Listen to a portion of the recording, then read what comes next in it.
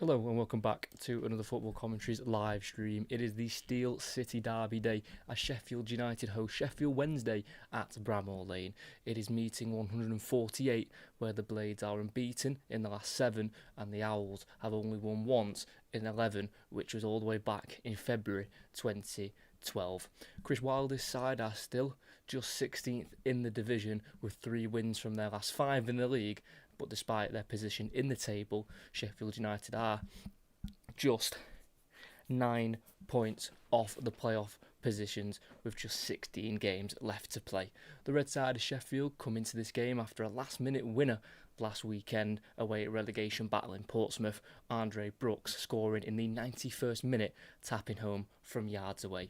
It has been a season full of real highs and the lowest of lows for Sheffield Wednesday after being put into administration in October of last year, but this did put an end to the ownership of Chansiri Wood, who has led the club to a complete free fall during his tenure at the club.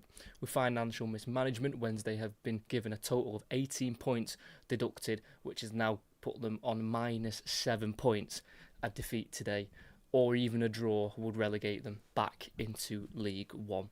The reverse meeting saw a comfortable Sheffield United win. It was a brace from Campbell and a late third from Cannon saw a 3-0 scoreline and further misery onto Wednesday's season.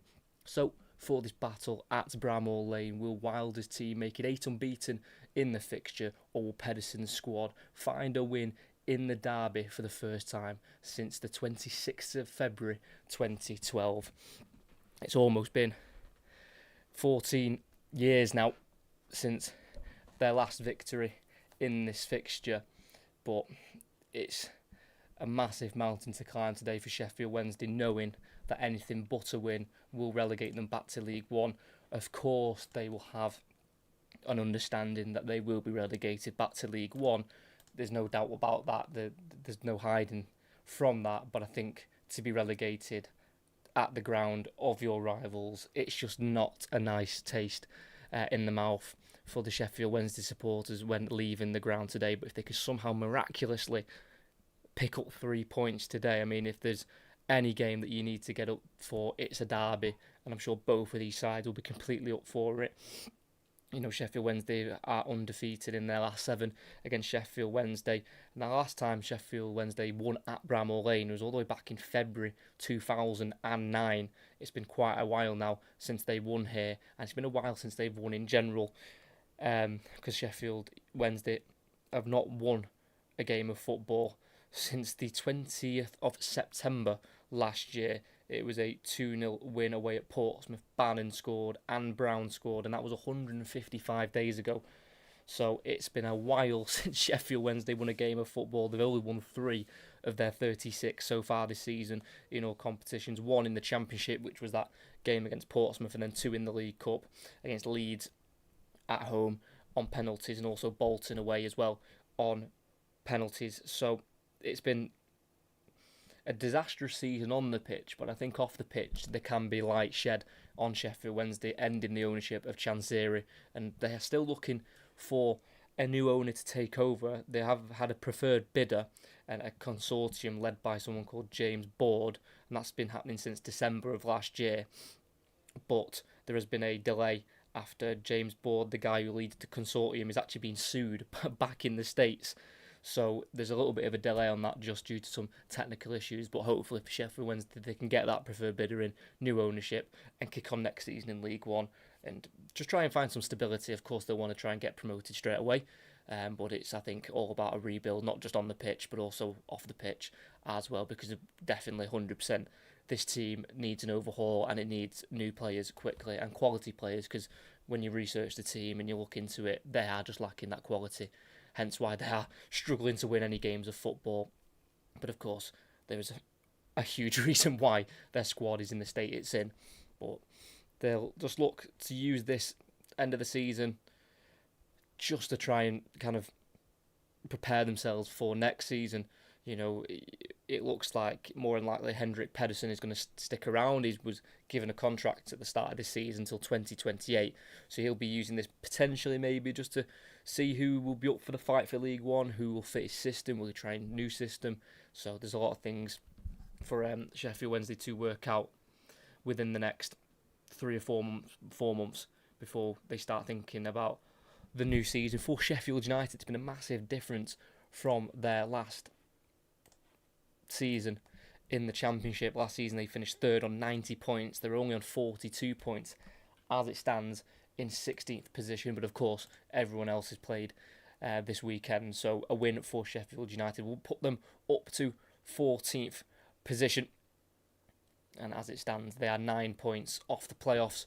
A win today would put them just 6 away. So despite them being slightly lower in the table, that does not mean that they are out of the playoff shouts. Sheffield United, Chris Wilder, they know this division off the back of their hand, and even if it does require playoffs, they'll fancy their chances. They didn't quite go their way last season, getting beat in the final to Sunderland in quite dramatic circumstances.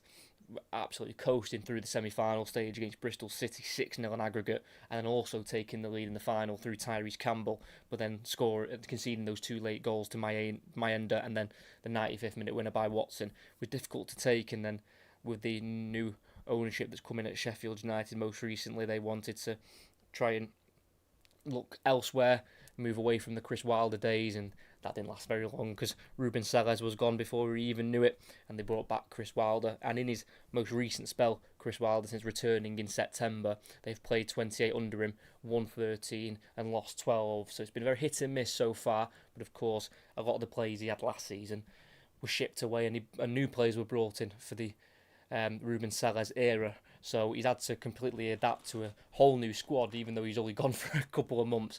But it seems like he's got a few of his own players in, he's starting to shape up in his own way, and they'll 100% be looking for those playoff positions come the end of the season, as both teams walk out onto the pitch here at Bramall Lane for the Steel City derby. We'll go through both sets of starting 11s now. We'll start with the home team, Sheffield United, who make 2 changes from that win last weekend against Portsmouth. The defensive 5 is the exact same. It's Michael Cooper in goal, and if he concedes today, it will be his 100th goal conceded in this division. And the back 4 is going to be Femi Sariki, Yafit Tanganga, the captain, Tyler Binden, who's on loan from Forest, and also Harrison Burrows at left back, who's making his 80th appearance for the club. And it's going to be 4 along the midfield. On the right-hand side will be the match winner from last weekend, Andre Brooks, who's got 4 in his last 5 in the league. On the left-hand side will be Gustavo Harmer, whose last goal came at home to Birmingham on the 20th of December. And 2 in the middle, it's going to be Sidney Peck, who they brought in from Arsenal in July 2021.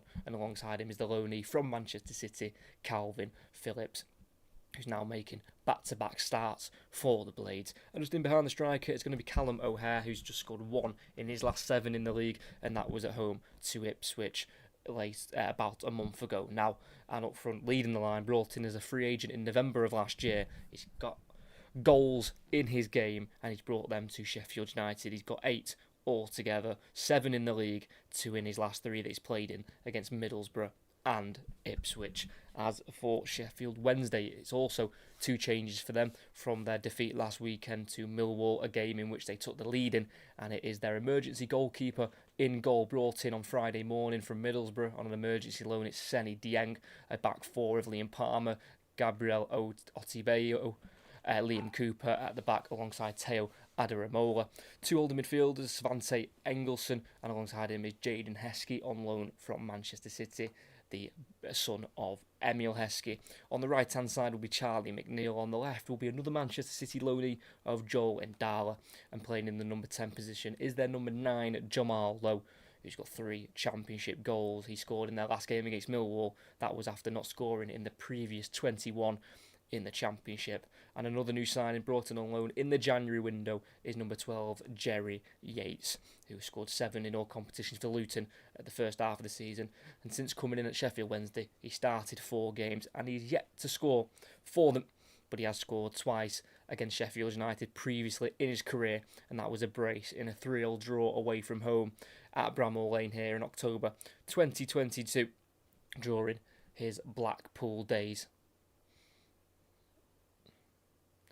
That's just before kick-off here. We've got team huddles taking place, and it's a very important fixture for both of these. It doesn't matter where they are in the table, what situation they're in.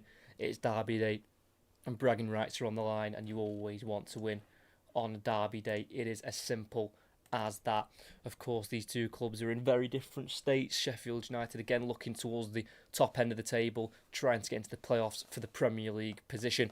And for Sheffield Wednesday, they know their season's over. They're just playing for pride, maybe playing for a move next season, if that's to try and stay in the Championship, or just make sure they are ready for the fight in League One for Sheffield Wednesday, as anything else but a win will relegate Sheffield Wednesday at their rivals' ground. They will not want that, but anything less than a win will get them back into League One after 3 successive Championship campaigns. It's going to be Sheffield United kick off with Calvin Phillips kicking left to right, Sheffield Wednesday right to left, as it's Cooper to send the ball high down the right hand side up towards Bamford.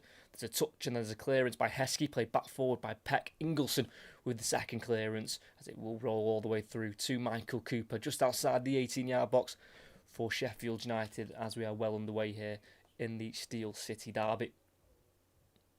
As Cooper again goes long up towards Patrick Bamford, who can win the first contact. It goes towards O'Hare, who is battling, but he loses out another long clearance from Sheffield Wednesday. And again, it will roll all the way back to Michael Cooper, who's kept 7 clean sheets in his previous 10 against Sheffield Wednesday, playing against today's opposition for Sheffield United, but also for Plymouth as well, as Sheffield United try and attack down the left-hand side. There's a ball across towards O'Hare. It's cut out by Adaramola. It's a short ball, and it's now played out to the right winger here. Andre Brooks tries the overlap of Sariki, well intercepted there by Ndala, who's having to go back towards his own goal here. He's almost ran into traffic. He's having to twist and turn away from Sariki. And in the left-back position, he clears it, not very far. Harmer, reverse ball in towards Bamford. Does the flag stay down? It does! And Sheffield United lead just over a minute in. Patrick Bamford continues to score for the Blades.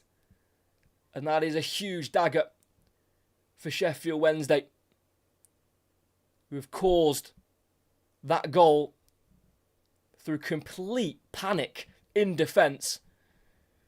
Joel Ndala, who came into the starting 11 for this afternoon's game, has gifted Sheffield United that opportunity, and they have taken it through Patrick Bamford. Just his 3rd in 10 against Sheffield Wednesday. And it was well dealt with by Adaramola, and then it was Joel Ndala who was dribbling back towards his own goal. He eventually found a bit of space towards this near side to clear it, but he's cleared it straight down the middle of the pitch to Gustavo Harmer. And Patrick Bamford is well onside, played onside by Ndala, who still hadn't pushed up after his clearance. Great vision from Harmer. Sheffield Wednesday players got dragged to the ball, and about 8 yards out on the left-hand side of the box, it was the calmest of side-footed finishes from Patrick Bamford to put the ball in the back of the net. And early on here in the Steel City derby, it's Sheffield United 1, Sheffield Wednesday 0. It's hard to understand what Joel Ndala was thinking there with that clearance right down the middle of the pitch. And one of the last people you want to give it to is Gustavo Harmer.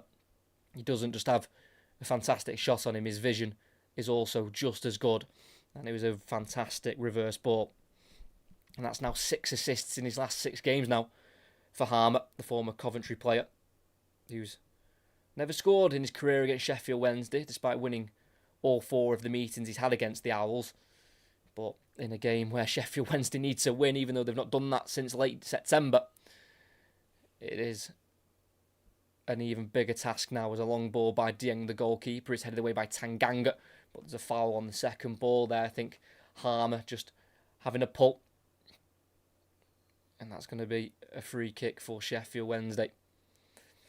About 25 yards out there, Harmer, when he's received the ball, and then just slotted it to the left-hand side for Bamford, who had all the time in the world, the Sheffield United number 45, and a look of disappointment there from Sheffield Wednesday manager Henrik Pedersen, who was assistant to Danny Roll for 89 games here at Sheffield Wednesday before taking over as the manager, as the ball into the box is ended abruptly as there is a flag up on Sheffield Wednesday. And it will be a free kick for the Blades, as Chris Wilder is unbeaten in this fixture when taking on Sheffield Wednesday. 4 wins out of 7. Just the one, though, here at Bramall Lane, which was back in November 2024, last season. Just the 1-0 win. Tyrese Campbell, who is on the bench this afternoon for Sheffield United. As a long ball by Cooper is headed back to Dieng by Liam Cooper. And it's going to be a chance for Sheffield Wednesday to push forward here. 4.5 minutes in, it's been all Sheffield United, and they've already gone 1-0 up. Senny Dieng with a big kick forward up towards Yates. It's a header won by Bindon, and it'll roll out on the halfway line on the far side for a throw-in for Wednesday with their new captain, Liam Palmer. He's took on the armband since the departure of Barry Bannon. 496 appearances now for Liam Palmer. Been at the club since the age of 7, joined back in 1999. As a header forward, there's a high boot there by Phillips. And there is going to be a question mark here for a card. Sheffield Wednesday players aren't exactly asking for anything more than a foul, really. I think they understand there the young centre-half, Otti Bayo, kind of put his head low, and then Phillips brought his foot up. So, yeah, probably just a free kick. You know, Phillips' boot was slightly high, but it's made to look worse as Otti Bayo's head was brought towards the ground. Definitely a bit of contact. I think he'll get away with just the free kick there, Calvin Phillips, the former Leeds player. His contract at Manchester City expires in 2 years' time. It's now his third loan spell away from Manchester City as Wednesday put a ball into the box, headed down by Bindon, drops for Palmer, who strikes. Can't get over the ball, sends it high up into the stand behind that goal. And 6 minutes in, it's Sheffield United 1, Sheffield Wednesday 0.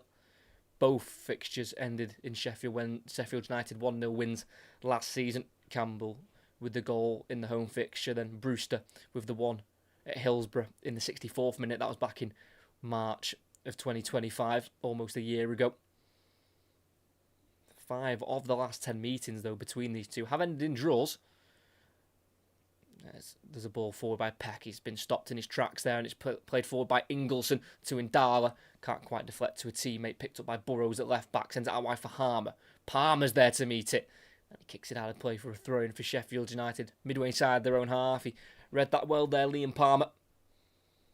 Made sure he got there ahead of Harmer. And it's a Burrows throw-in on the far side for Sheffield United. Brought in from Peterborough last season, off the back of an EFL trophy win with Peterborough. That's where he was born and brought up. Harrison Burrows. There's Bamford battling with Otti Bayo on the far side, and he's been pulled down, and that will be a free kick on the far side for the Blades, given away by the young centre-half, Gabriel Otti Bayo. Cork-born centre-back. Has made a couple of appearances for the Irish under-21s. Siriki on the halfway line on this near side. Been closed down by Ndala, goes into the middle to Peck. It's now Brooks. Starting again within his own half with Yafit Tanganga, who's took the captain's armband this season, brought in the summer from Millwall. Got the 1 goal so far in red and white, and that was on New Year's Day to Leicester City. Siriki, the right back, into the middle here for Peck. He's been tackled not once but twice by Ingleson, and then the third challenge from Ingleson makes the ball drop for low. It's now Indala, who can't quite get it under control, but the play's pulled back. Jamalo fouled as he tried to get the ball under control. 8 minutes in, still 1-0 to the Blades.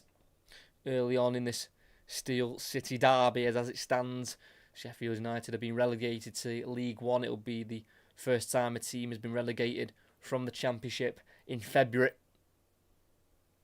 Earliest ever relegation, but of course they have been hit with that 18-point deduction. Would be on 11 points if it were not for the points taken off them as the ball's delivered into the area. It's a header away by Tanganga. We'll drop here for McNeil on the right-hand side. He plays it to low, crosses a deeper one, and it's well held by Cooper. Had to make sure he held on to that, and then he's thrown it so far into the Sheffield Wednesday half, and Harmer's going to chase it, and he's going to get there and keep it in. He tries to get it away from Indala, but he can't. Throw-in conceded. Well trapped back there by Indala, who's having to shake off the error for the opening goal. Clearing it straight to the feet of Harmer, who then played it through for Bamford, who could finish. But that throw with the right arm of Michael Cooper was absolutely massive, as a 1-2 from the throw-in gets Siriki towards the 18-yard box, tackled by Adaramola, who kicks it off Siriki, and that's a throw-in this time for the away side. brought in on loan towards the end of the window. Teo Adaramola from Crystal Palace spent the first half of the season on loan in London in League One with Leyton Orient, not scoring and receiving a red card against Blackpool in a home game back in November. But he's now started the last 3 games now for his new club Sheffield Wednesday. As Cooper has to poke it away from Bamford. That's a throw in this time in the final third for Sheffield United on this near side. Sheffield Wednesday hadn't scored in their previous 11 games in all competitions before that goal last weekend against Millwall by Jamal Lewis. Sariki tries to get a goal for Sheffield United. His cross is cleared. And it'll drop in front of the centre circle to Burrows. Out wide right to Tanganga. Doesn't fancy trying the risky pass forward. So goes back to Bindon on loan from Forest. Who then goes out to the left to Burrows. O'Hare to Phillips on the halfway line. Just over 10 minutes in. Still 1-0 to Sheffield United. A goal just over a minute in from Patrick Bamford. They're knocking it around nicely here with O'Hare on the far side being brought down by McNeil. Referee says no, and then Burrows gets brought down, and that will be a free kick this time. Bit too physical in the challenge there. Charlie McNeil, brought in on a free last season in the summer from Manchester United. Scored a crazy amount of goals at youth level. Reported over 600 goals he scored. And it made Manchester United pay £650,000 for him back in 2020. Didn't quite work out for him though in his second spell at Manchester United, joining from Manchester City. But he's got 3 goals this season. Not scored since Watford away in early December.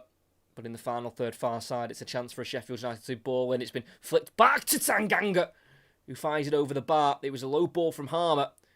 Clever flick there by O'Hare, who's got that sort of skill in his locker. And it was Tanganga, the one who just held back, and then towards the penalty spot, he's just leant back. And he's fired it over the bar, not known for his goal scoring, Tanganga.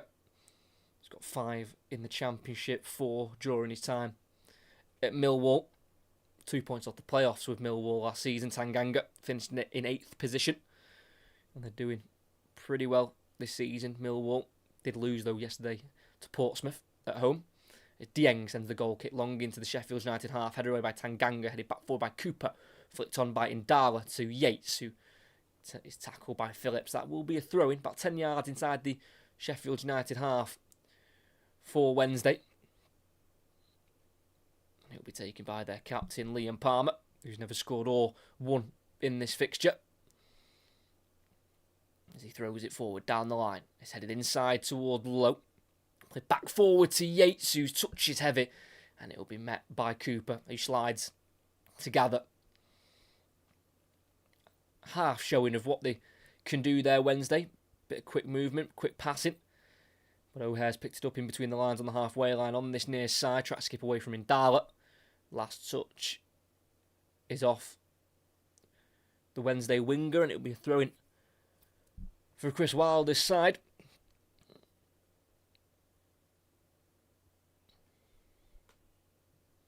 This is Calvin Phillips in the centre circle, not being pressed, and he pings it over the top here for Bamford, former teammates at Leeds. Has he put too much on it? He has. It'll roll for a goal kick. Played plenty of times together, Calvin Phillips and Patrick Bamford, of course, in that squad which got Leeds up into the Premier League in 2020.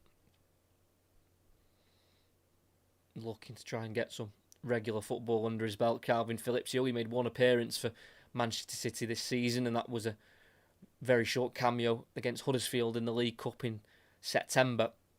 So hadn't played any competitive football for some time until joining on loan at the end of the window. As again, Dieng's goal kick is long. The loose ball drops for Heskey to Indala, who's in the centre of the pitch, tries to go inside to Ingleson, deflects off the knee, and Cannon's back to Cooper, who's in a full yellow strip this afternoon for Sheffield United. And it's with Tyler Bindon, the New Zealand centre-half, born in Auckland. He's made 21 appearances for his country, scoring twice. First appearing for them in October 2023. Left New Zealand for the USA in 2017 and left in 2023 playing for LAFC. As his Burrows on the edge of the area. Let's fly towards the near post. Always curling away from goal there for Harrison Burrows, who's got the 1 goal this season. That came off the bench away at Blackburn Rovers towards the end of October. He's making his 4th start in a row now in the league, Harrison Burrows. That's mainly due to the injury of other left-back Sam McCallum, who's out for another 8 weeks with an ankle problem. And it's probably been Sam McCallum who's been favoured more this season by Chris Wilder. But he's having to turn back to Harrison Burrows, who's more than capable of putting in solid performances. It's O'Hare in the centre circle, playing it to his right to Brooks. He's brought down as he released it, but play is allowed to continue. Brooks, the match winner from last weekend, gets away from one. And a second, but brought down by the second of Heskey. And instead of allowing play to continue, the referees pulled it back, Josh Smith. And there will be a yellow card. It was cynical there from the youngster, Jaden Heskey. Making his 8th appearance for Sheffield Wednesday since joining on loan from Manchester City. He didn't start on his debut, but he started now the next 7 games after his debut. His brother Regan is also in the Manchester City Academy. Still 15 minutes in. Still Sheffield United 1, Sheffield Wednesday 0. Not had many huge chances yet, other than the goal. As the Sheffield Wednesday defensive line is on the 18-yard line. Gustavo Harmer is stood over it. He's the only man with eyes on the ball here to direct this into the box. And he swings it in with pace towards the back post, easily caught there by Seni Dieng, the emergency lone goalkeeper, who's going to kick it out of his hands to try and set off a counter-attack, if possible. It's a battle in the midfield and there's a foul in the centre circle. Peck catching the head there of Ingelsson, the Swedish central midfielder, former Swedish under-21 international. Svante Ingelsson. And in the centre circle, they are going to get a free kick, and it is going to be taken by the number 8. They're going to send the centre-backs forward to try and threaten the Sheffield United goal, something they've not done yet, as it's just clipped in towards the 18-yard box, towards Cooper, who's offside again. That's twice now for Sheffield Wednesday. The flag's gone up when they've put a free kick into the area. Basic stuff. Got to try and stay onside. They're not going to get many opportunities in a game where they need to win to stay in the division, something they've not done for 155 days, win a game of football. The last point they picked up was on the 29th of December, a 0-0 draw at home to Blackburn Rovers. So this dismal season looks like it could hit rock bottom at the end of this game as Sariki is forward from right back in the final third. Great ball into the box to O'Hare. Touch and a finish off the post. And at the near post, it's deflected away. It's a throw-in for Sheffield Wednesday. They're ticking it over very nicely in the opening 17 minutes, the home side. Great ball into the middle by Sariki. The touch was perfect from O'Hare to get it out of his feet, into his path. And he smashed it to the near post. I think he'd beaten the goalkeeper, but the post helped out Wednesday this time around as Adaramola, the left-back, throws it down the line, headed inside by Brooks, forward by Heskey, collected by Phillips, who gets away from Lowe and plays it back to the halfway line to Tanganga. We'll start again on the edge of the 18-yard box here with Michael Cooper. Kept 23 clean sheets last season in the Championship, the goalkeeper. 2 of them in the playoff semi-final when they won 3-0 home and away to Bristol City. It's everyone behind the ball for Sheffield Wednesday. 18 minutes in, still 1-0. Bamford goal just over a minute in after a poor clearance from Joel Ndala, the City loanee for Sheffield Wednesday. On the far side of Burrows, about 10 yards inside the Wednesday half. It's Bamford to link it up. Back to Peck, then through for the runner back. Burrows, it's perfect, it's brilliant. And the shot towards goal! Beats the goalkeeper. Sheffield United double their lead. And it is Derby Day delight as Harrison Burrows, on his 80th appearance for the club, scores just his 3rd goal here at Bramall Lane. His first since January 2025, scoring a brace here against Norwich. But that goal will probably be his favourite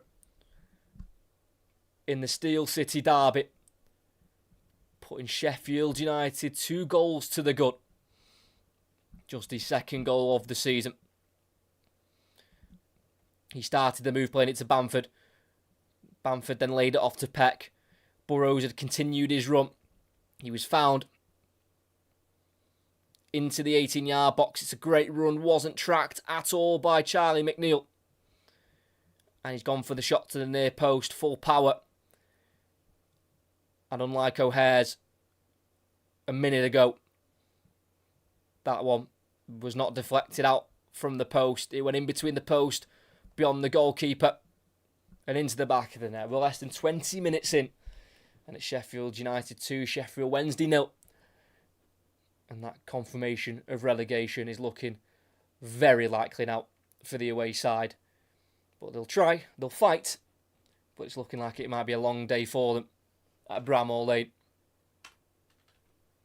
Just kicked across the ball, which kind of allowed it to curl away from the goalkeeper into that near post. It was a clever finish from Harrison Burrows. And the fact that Sheffield Wednesday have only scored 1 goal in their last 12 games doesn't quite make you believe they're going to be able to get enough goals to get anything out of this game. They've got a long throw-in in the final third, though, on this near side. It's going to be a long one from Svante Ingelsson, who started now 8 of the last 10 in the Championship. They are surrounding the goalkeeper of Cooper.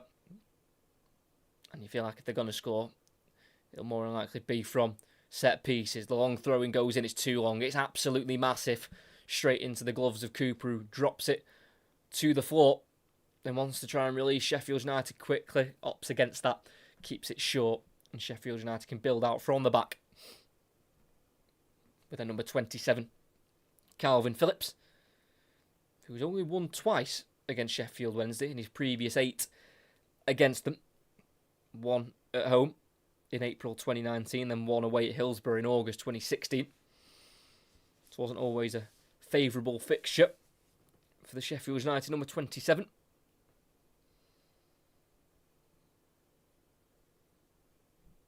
Looks deep in thought there. Hendrik Pedersen, the 48-year-old manager of Sheffield Wednesday. And in his 32 games in charge this season in the Championship, Sheffield Wednesday have failed to score in 18 of those previous 32. And they have not tested Cooper once so far. It's Femi Sariki. Takes it beyond the halfway line for Sheffield United. Chops inside and lays off to Peck. And back to Sariki. And it's now with Bindon. To the goal scorer of the second, Harrison Burrows, who plays it into Phillips. Quick 1-2 with Peck. Phillips, 5 yards to his left to Burrows. Back into their own half now, the Blades, as they've got to go all the way back to their goalkeeper of Cooper, who reverses the ball to his left to Phillips. Forward to Harmer. Out wide to Burrows. Back down the line for Harmer. Flicks it into Burrows. Then forward towards Bamford. It's cut out by Otti Bayo, who takes it away from O'Hare. Then plays it into the middle here to Ndala. Surrounded quickly by 2 Sheffield United shirts. And they win the ball back. Play forward to O'Hare. Out wide to Brooks. Cutting inside. Beyond 2 players. Then pulled back by Ndala. And that's going to be a free kick on the edge of the area. Given by the referee, Josh Smith. Probably in some of the best form of his career at the moment. Andre Brooks, the 22-year-old, scoring 4 in his last 5 games in the league. And if he scores this afternoon, it'll be his 10th career goal for the club. It's about 22 yards out, just to the right side of the box. So more of an angle for a left footer, but we know Gustavo Harmer can hit them from this sort of range.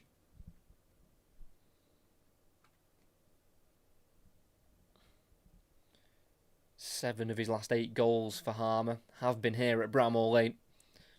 But Burrows will be full of confidence in front of goal after scoring the second one in this game.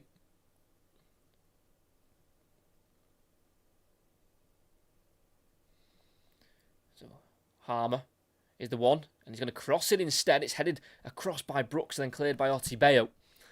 I think the shot was the better option there. I'm surprised they've gone for the cross. And then on the break, McNeil's pulled down by Tanganga. And the free kick's been given for Sheffield Wednesday. Just slowing any sort of counter-attack down there, Yafit Tanganga, without being punished with a yellow card.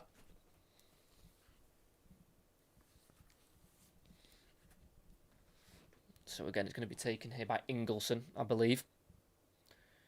And hopefully for Sheffield Wednesday fans' sake, their players will stay on side for this one, and they can try and get as close to the Sheffield United goal as possible.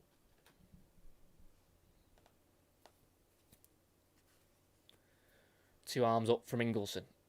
On the far side, just inside his own half. He clips it forward to the edge of the box where Cooper does glance it, and it's Michael Cooper, the goalkeeper, to claim it. Almost a half chance there for Sheffield Wednesday.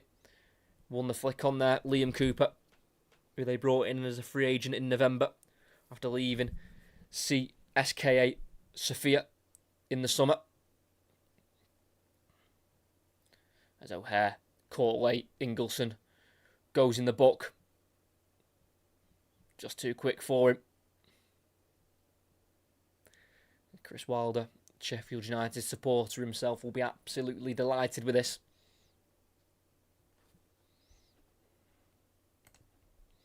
Played into O'Hare and just knocked it on too quickly. Clattered into. Yellow card for sure.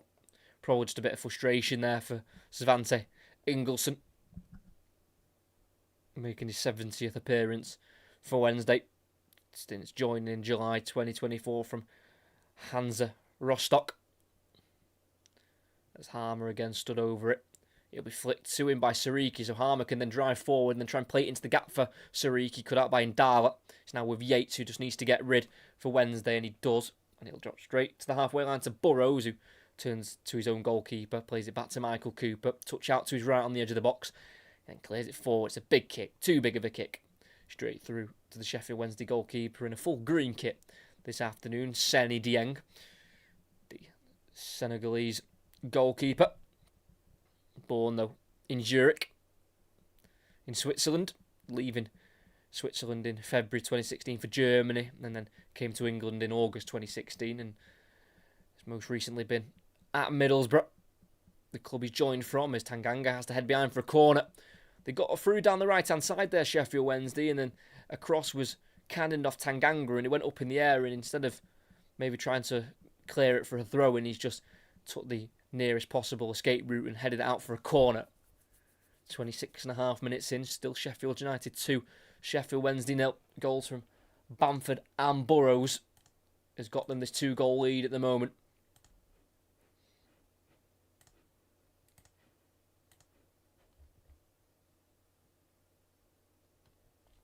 It's going to be an in-swinger from Ingleson.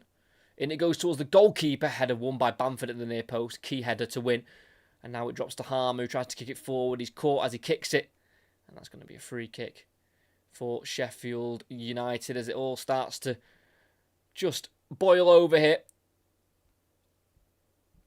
between Harmer and Otti Bayo, even though it was Jamal Lowe, the one who fouled Gustavo Harmer.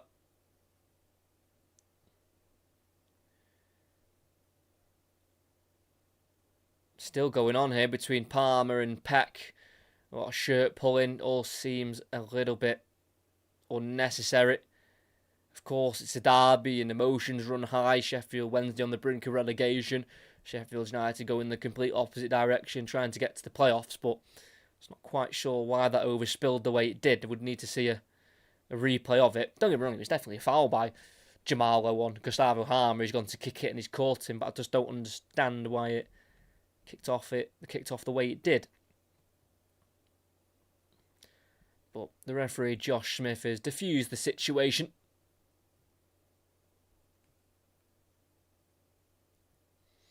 Having a talking to the captain, Tanganga, and also bringing Liam Palmer across as well. Having a discussion with Gustavo Harmer, Sidi Peck, and then Gabriel Otti Bayo as well.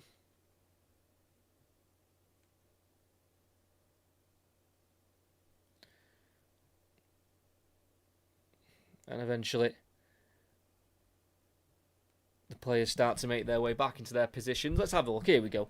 So Harmer tried to clear it. He was caught. And then, Harmer has kicked out there at Jamal Lowe. And it was Jamal Lowe who was probably the calmest of everyone, even though it was him who was getting kicked out at. It was his teammates who sort of backed him on it. Interesting. I'm telling you, with VAR, I'm not saying it would have been a red card, but I think Gustavo Harmer knows that he's more likely to get away with doing something like that in the Championship than he would the Premier League. So I do half understand the Sheffield Wednesday frustration there, but I just find it rather amusing. It's Jamal Lowe, who is the calmest of everyone, even though he was the one who got kicked out at. But I think it's just, he doesn't quite catch him strong enough for a red card. But definitely just needs to be careful in case he gets caught out doing something like that, Gustavo Harmer. And we're back underway. Long ball down the right-hand side. Brooks takes it in his path. Try to turn back away from Cooper, but instead runs into Adaramola. And eventually it's cleared long for Wednesday. Giving chase to from Yates. It's Cooper to meet it out of his box. Kicks it away high towards Sariki. Can't quite control and keep it in. It's a throw-in for Adaramola.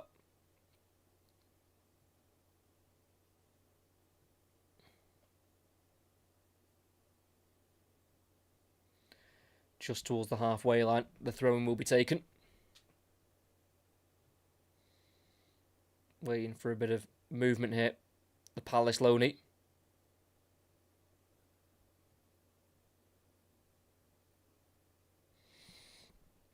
Throws it down the left-hand side. It's a free header for Brooks. Controlled in the middle here by Heskey. Brings it out wide left. He's tackled, but just caught as he was trying to make his way through the Sheffield United bodies, and it'll be a free kick on this left-hand side for Sheffield Wednesday. As up off his seat there, one of Henrik Pedersen's assistants, Craig Mudd, barking out some instructions. Wednesday look to try and score.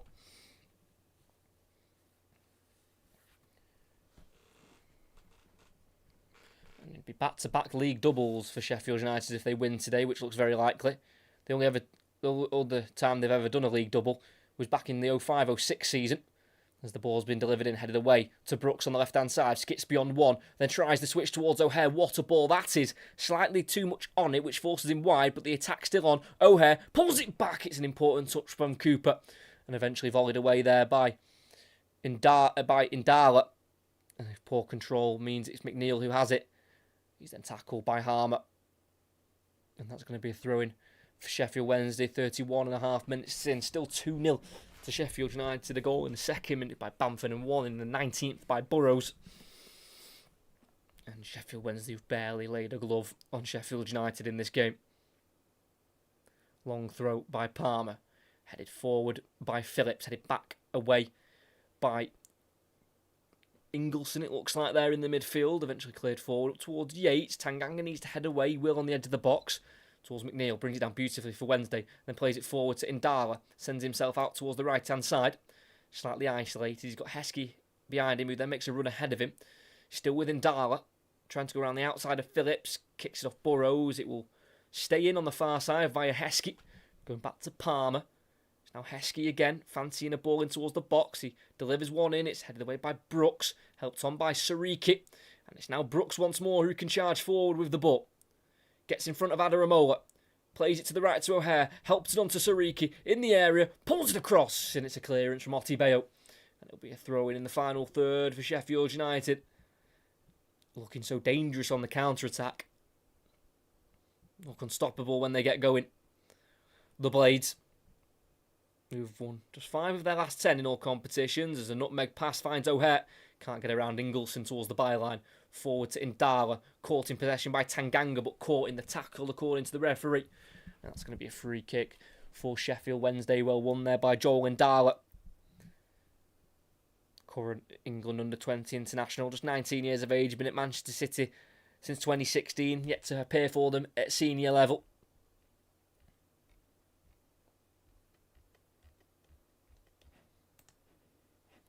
Thank you to everyone who's here. If you could like and subscribe, that'd be absolutely fantastic.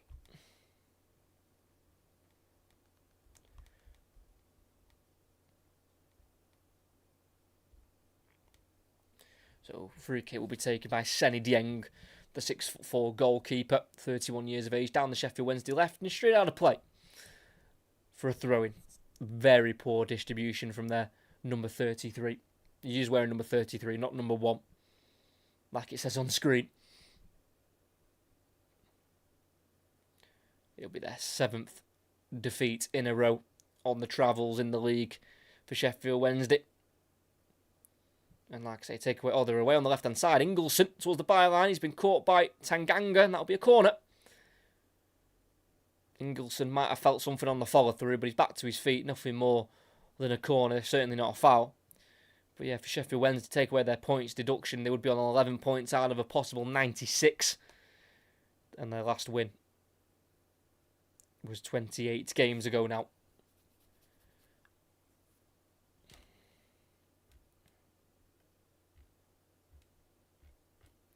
So a set-piece chance for Wednesday. It's a clipped ball to the far post. It's a glance header backwards and it drops to McNeil, who sends it flying over the crossbar. He was reaching Cooper, the corner, and instead of being able to head it forwards, he was just slightly leaning backwards, so it glanced off the back of his head to McNeil on the edge of the area. He completely rushed the shot and sent it flying over and away, to the frustration of the Sheffield Wednesday supporters. Just a 25-minute round trip from Hillsborough to Bramall Lane, so at least it's not a long journey back home for these travelling supporters. We're going to have to accept their League One status come the end of this game if they fail to win, which is looking very, very likely. Dieng sends it long for Sheffield Wednesday. It's an offside flag that's up on Jerry Yates. And it's a free kick for Sheffield United, who have won 7 of their 15 at home so far this season in the league, winning 6 of the last 8 since the 26th of November, so are making this place a fortress once again.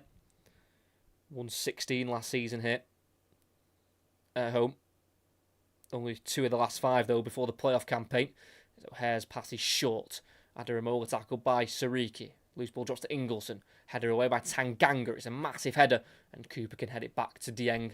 Good defending in the end there by Cooper. Needed to get that header right, and he did.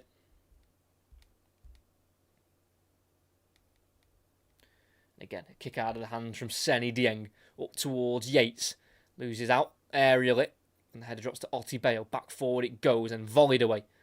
Massive clearance from Burrows, and it's going to be kept in by O'Hare, kicking it towards Bamford. It's chested down by Cooper to Otti Bayo, who gets away from Bamford and brings it forward and plays it to his left to Adaramola, who skips beyond Brooks.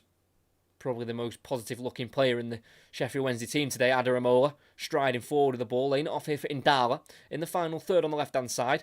Going to try and go on the outside of Sariki. Gets the last touch off the number 38. Another corner for Wednesday. Starting to offer something to the table as we come towards the end of the first half. A very positive run there by Teo Adaramola. 22-year-old. 6th loan now since July 2022. They've got bodies in there to aim for. Palmer, Otti Bayo, Cooper.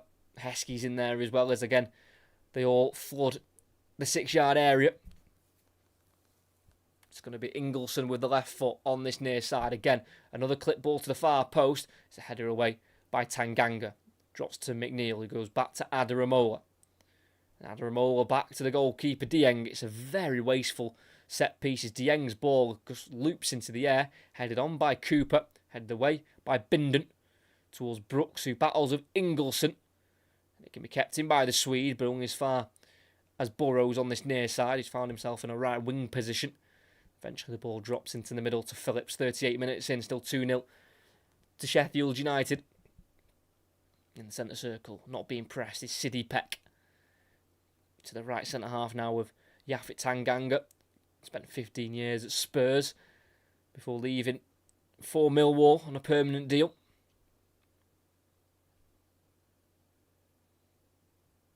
Bindon on the edge of the area. Going back into his box now for Cooper.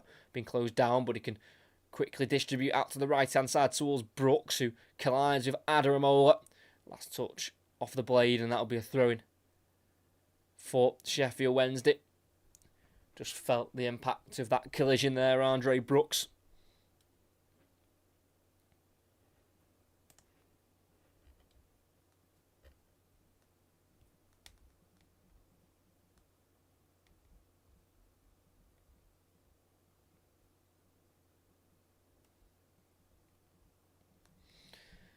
So we're closing on half-time. And in the last 25 derbies, Sheffield Wednesday have only won 7. That's between January 94 and November 2025. winning 6 of those 7 at home and 1 at Bramall Lane back in February 2009. And Sheffield Wednesday have won just 2 of their last 20 here at Bramall Lane against Sheffield United. 2-1 win in February 2009, then a 1-0 win back in September 1967. It's just very dismal stats for Sheffield Wednesday. I felt as I was writing them throughout the week, it just felt demoralising to just having to keep rattling off negative stats. But that's the state they're in at the moment. But I'm sure once the preferred bidder comes in and they can start to build for League One, they'll get back on their feet and look to try and get themselves back into the Championship. Sariki to Peck to O'Hare, who's drifted to the right-hand side. Back inside he goes to Sariki. Beyond the halfway line, he's got more options to his right. Lays it off for Harmer. Then forward to O'Hare. 25 yards out from goal. Goes for the low ball in the box. It's stopped by Palmer. And eventually cleared away for Sheffield Wednesday. Certainly the brightest spark in that Sheffield United team. The number 10, Callum O'Hare. Brilliant when he gets on the ball. Always looks like he's going to make something happen. Does have 2 goals previously in his career against Sheffield Wednesday, Callum O'Hare, and it was a brace in an FA Cup 4th round replay game for Coventry 2 years ago. Phillips laying it back off for Burrows. 10th Championship goal for Harrison Burrows in his career. 7 of them for Sheffield United. The other 3 for Peterborough. Peck to Sariki, being tracked by Adramoli, has a grab of the shirt. And the free kick's not given because players are allowed to continue. It's then given away by Phillips poorly. It's now McNeil on the right wing for Wednesday, beyond the halfway line. Completely isolated, but he'll keep running forward into the final third. He's going to go for a cross and he digs one out, but easily dealt with by Bindon, and Burrows takes over. It's now Brooks on this near side in front of the 2 technical areas. Slowing the pace down, doesn't need it to go 100 mile an hour yet. Completes a 1-2 of O'Hare towards the centre of the pitch. Ingleson needs to be careful with his pulling because he is on a yellow card.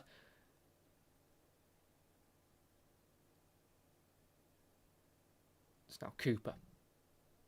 Cleared forward long for Sheffield United up towards Bamford, who's been pretty quiet today, bar his goal, which from a striker, that's what you want them to do. If they're quiet, it's okay as long as they're putting the ball in the net when they get a chance, and that's what's happened so far today. Scored in, I think it was the 75th second of the game. Patrick Bamford, very calm, slotted finish. Peck seeing a ball out to the right wing to Sariki, well cut out there by Ndala, who gets the ball played back to him by Liam Cooper, and he'll now bring the ball forward. Ndala running at Tanganga. Brooks is also making his way back. Ndala almost gets beyond Tanganga in the box. Got a slight nick to the ball, which took it away from the Wednesday winger. And they survived just a very small scare there, Sheffield United, who will know that it's a bit of a precarious scoreline. I know Sheffield Wednesday are very much struggling to score goals this season, but doesn't mean they won't score one in this game. They've scored 19 all season in the Championship. 23 altogether in all competitions.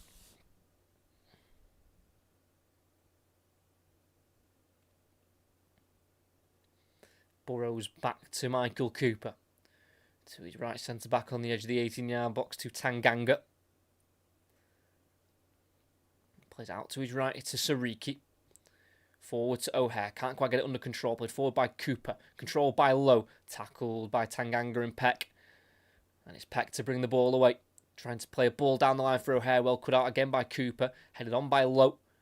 Round to the thigh of Sariki. It goes into the middle to Phillips. Lays it off to Harmer.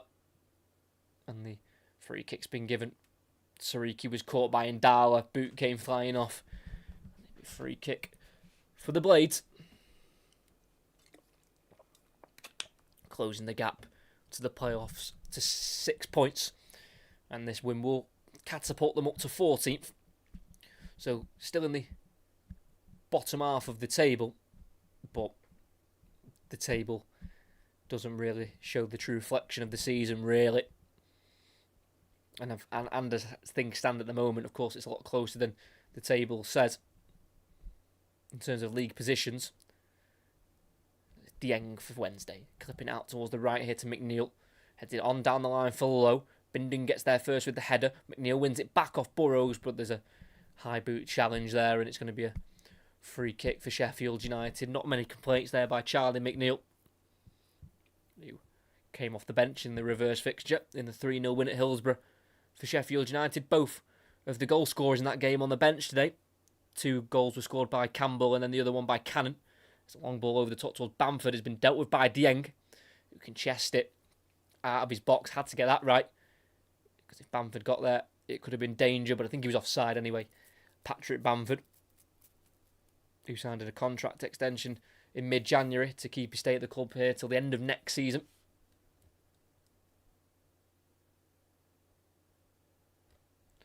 Long kick down the Sheffield Wednesday right channel.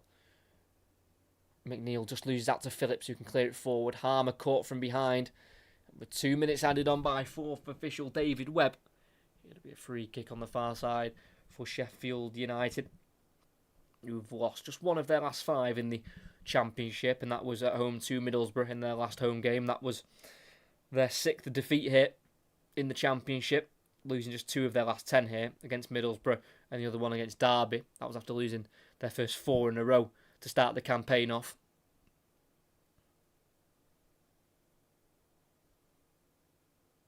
Again, Hendrik Pedersen in conversation with assistant Craig Mudd.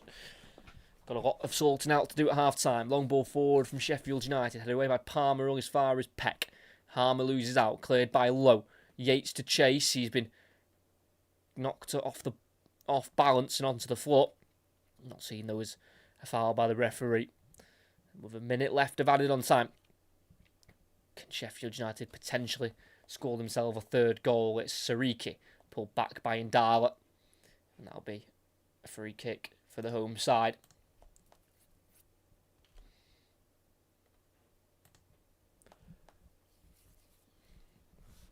Burrows on the halfway line on the far side, having to go back into his own half here to Tyler Bindon. It's now Yafit Tanganga on the ball.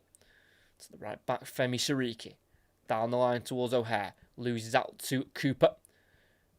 And that's a last touch off O'Hare. It's going to be a throw-in for Sheffield Wednesday there. Running out of time to try and do something in the opening half of this game.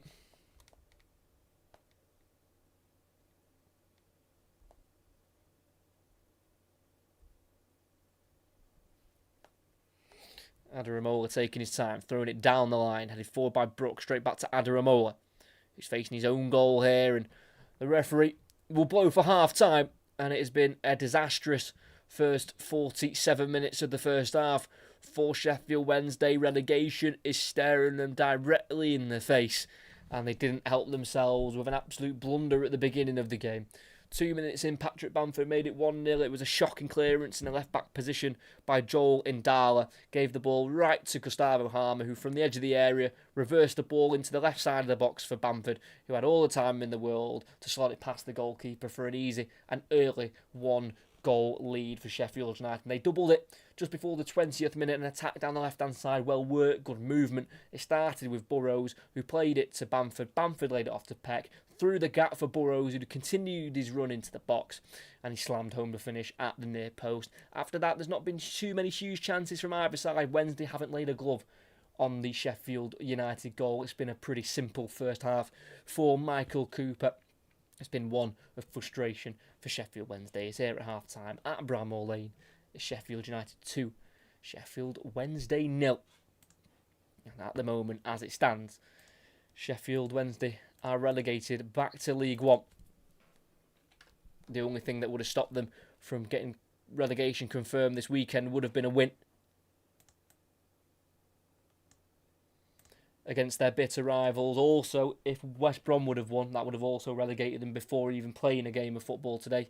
But of course, West Brom wasn't ever really going to beat Coventry.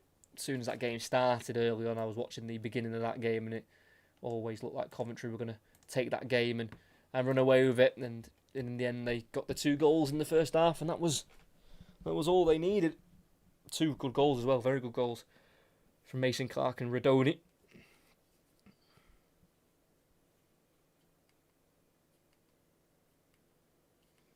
But a lot of work for Sheffield Wednesday to do at half-time.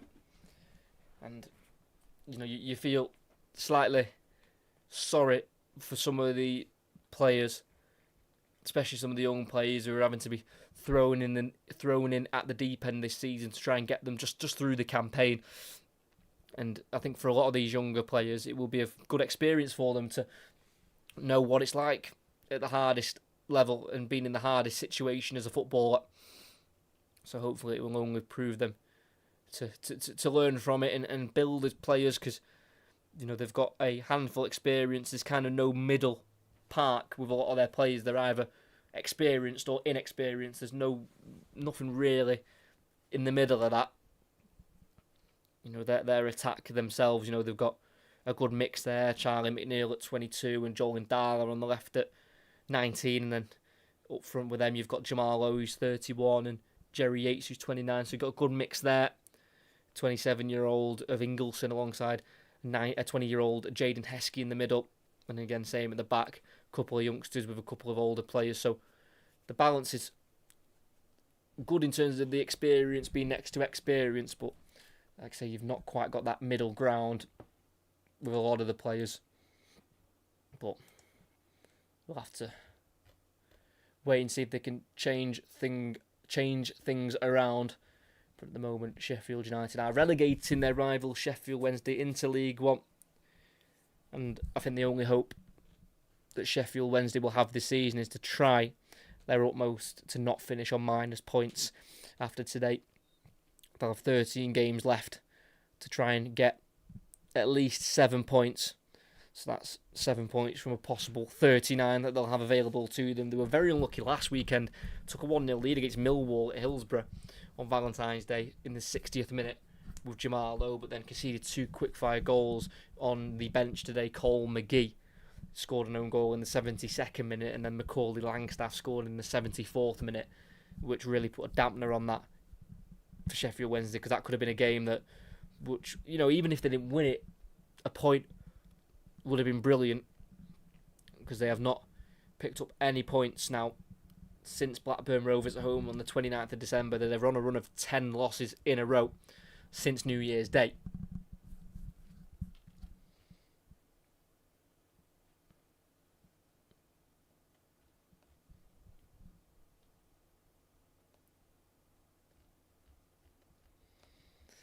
But even though Sheffield United fans will know that Sheffield Wednesday aren't exactly in their sights for this season, to have that bragging rights of winning the derby will always help, but also as well having the satisfaction of relegating your rivals at your home stadium will always feel, nice and maybe a little smug feeling as well.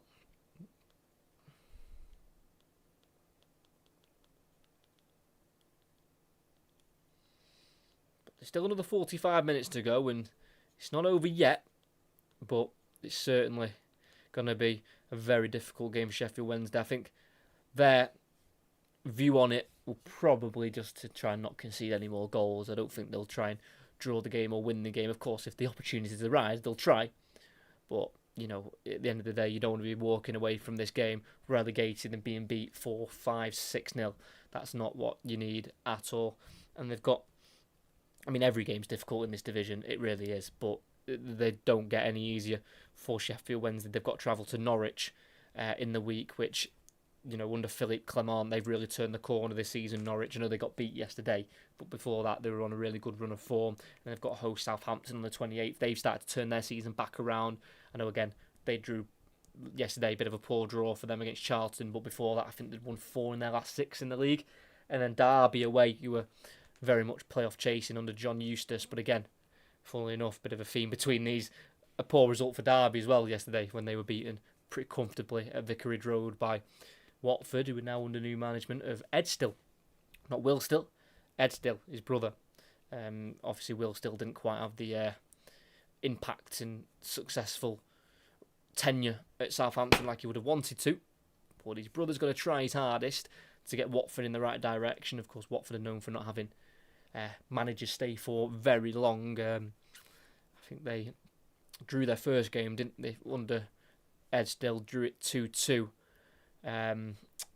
away. Was it Preston they drew? That's going to really annoy me. I know they won yesterday against Derby. Was it Preston they drew against? Or was it someone else? Can't remember.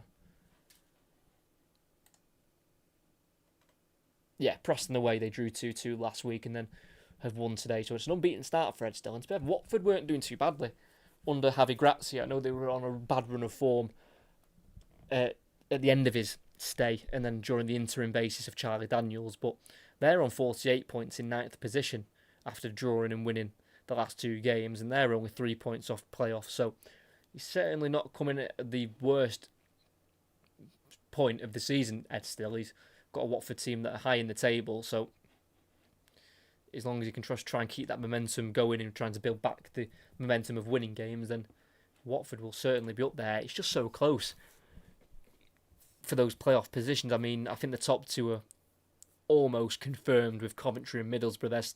They've got the gap to Millwall in 3rd, who lost at the weekend. But Ipswich, with their 2 games in hand, in fairness, if they win their 2 games in hand, Ipswich, they'll be on 60 points, 2 behind Middlesbrough and 6 behind Coventry. So that might be a little bit of a race for the top 2. But then the playoffs, you've got Millwall on 56. And then, you could even go as low as Stoke in 16th, who were on 44. 12 points separating, 14 teams. And still with 13 games to go for a lot of the teams, it's very tight, it's very close, and it's going to be interesting to see who makes the playoffs and who gets promoted as well. I don't think there's a standout candidate to be promoted because anything can happen in that final, and even in the semi-finals as well, over 2 legs.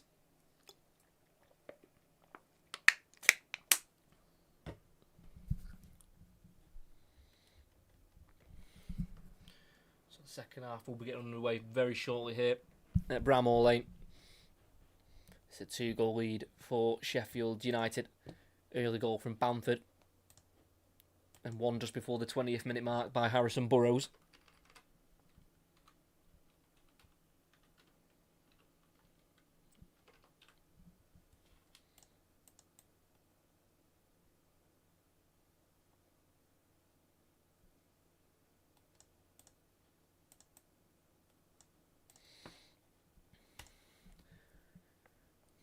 Interesting to see as well if there's any changes at half time. Not got much to bring on Sheffield Wednesday in terms of proper experience. Pretty much every single one of their players is a youth player, bar EK Ugbo, the Canadian striker, who they brought in last summer, August 2024, from Troyes for £2.5 million after a 6-month loan spell in the season before that. If he comes on, he'll be his 80th appearance for Sheffield Wednesday. Not scored, though, in some time, EK Ugbo's not scored this season, didn't score in any of last season. Last time he scored a goal, EK Ugbo, was back in April 2024 against West Brom. That's in the Championship.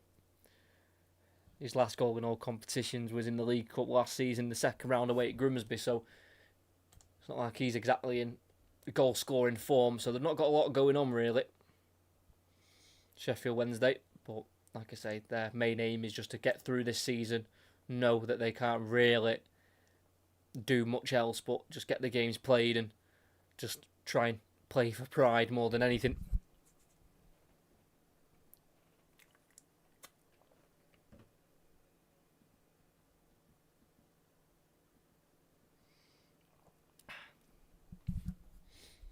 But in comparison for Sheffield United, I mean, the depth they've got in their squad is impressive, especially in the attacking areas. You've got Tyrese Campbell, not quite had as good of a season as he did last season. He's on 5 league goals, Tyrese Campbell, and he's not scored in any of his last 16 games. The last time he scored was his brace in the reverse fixture back in late November. And they've got Tom Cannon as well, who's got 4 league goals. He's not scored in any of his last 7 since the home game against Leicester on New Year's Day. So they're not exactly firing, but they've quality players, very good quality players, that I'm sure Chris Wilder will call upon at some point during the game.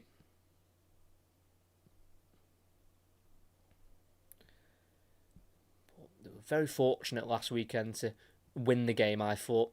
Sheffield United, in terms of the statistics, I know not everything's about statistics, but Portsmouth had 16 shots compared to Sheffield United's 6, and Portsmouth had 8 on target to Sheffield United's 3, and they just edged the possession, Portsmouth. But at the end of the day, if you don't take chances, you can be punished, and that's exactly what happened. Andre Brooks with a tap in the 91st minute. It was well worked from the left-hand side by Harmer, and right place, right time for the Sheffield United number 11. And he got in there, scored the winner, and they escaped away with all 3 points, which is massive for their playoff push for this season. It's their worst start of the season outside the top flight for Sheffield United since the 95-96 season. They lost 11 of their first 14 championship games.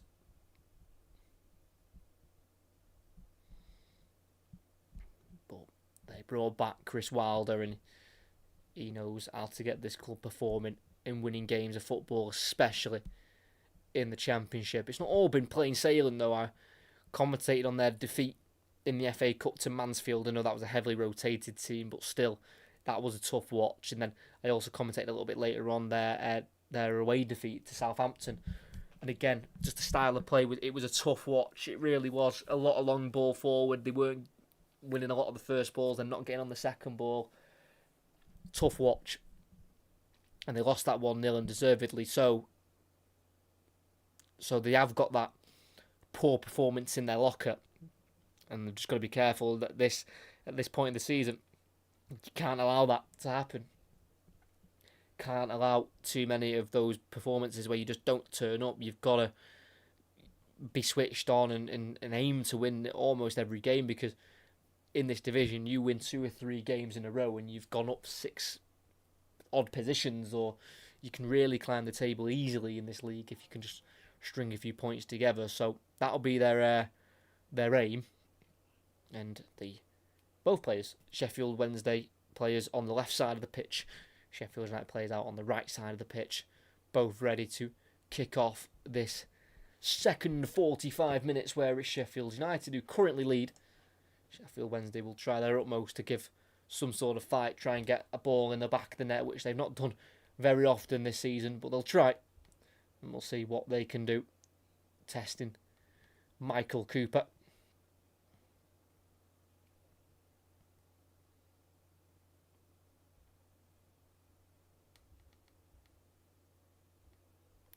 So it'll be Sheffield Wednesday kicking off, kicking left to right. It'll be Sheffield United right to left towards the away support, actually, in this second half. They usually attack down the right side, Sheffield United, in second half, but they were flipped around in the opening 45 minutes. It's Sheffield Wednesday on the ball on the right-hand side with McNeil. He's got the overlap of Palmer from right full-back in the final third, playing it back into McNeil in the corner of the box, forcing him away from goal is Phillips. Puts it back to Ingleson. Wide left it goes to Adaramola, who's got Indala just in front of him, but other than that, there's not much going on in terms of support. Still has it, Adaramola. Lays it off in the end to Indala. Now Heskey in the middle of the park. Good skill to get away from O'Hare. Tries to slip it through for Yates. It's intercepted by Tanganga, cleared by Bindon. Headed back forward by Liam Cooper. Just goes over the head there of Indala. Eventually controlled by Phillips. Forward to O'Hare, who can turn. Touch out to his right-hand side and plays it to Brooks, who goes back to Sariki. Being closed down by Indala, who forces him to go back to the goalkeeper, Cooper. Kicks it first time, left-footed to the halfway line. It's been brought down brilliantly by Bamford, but he was coming back from an offside position. That will be a free kick for Sheffield Wednesday.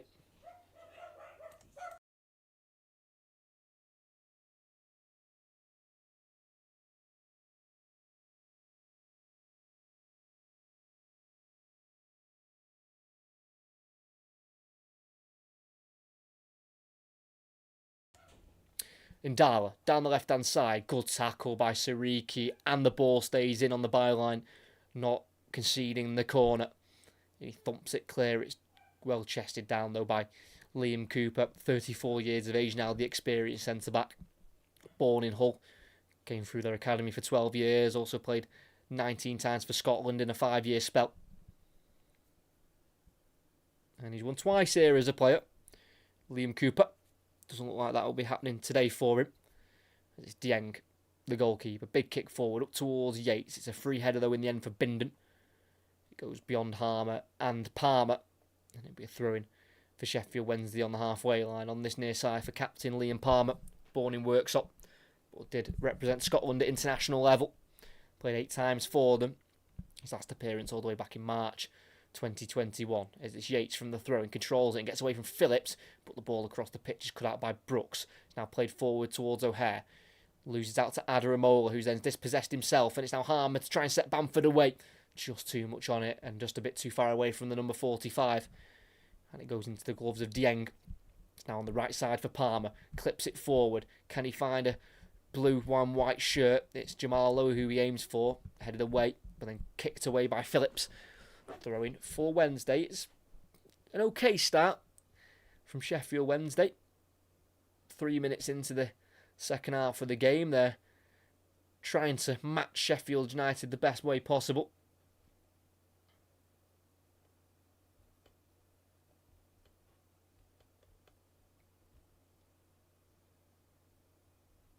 So it's going to be a long throw here from Svante Ingelsson, who throws it into the near post. It's almost gone a bit too long. It's a punch away from Cooper. Drops back to Ingelsson. Touches it here into McNeil. Back to the halfway line to Adaramola. Away from one. And then roulettes past another. And then skips beyond a third. A great run from Adaramola, who will fancy a shot from far out. And it's a very weak strike. It's well saved. But then the touch from Burrows allows Ingelsson forward, who's then caught by Phillips. And that's going to be a red card. He's caught Ingelsson right on the knee.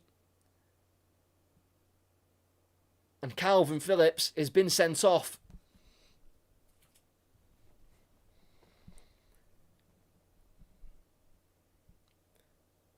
Sent off last season during his loan spell at Ipswich as well. The ball was there to be won and he's just gone over the top of the midfielder. So Phillips has got the ball first, but then the follow-through catches the knee of Ingelsson.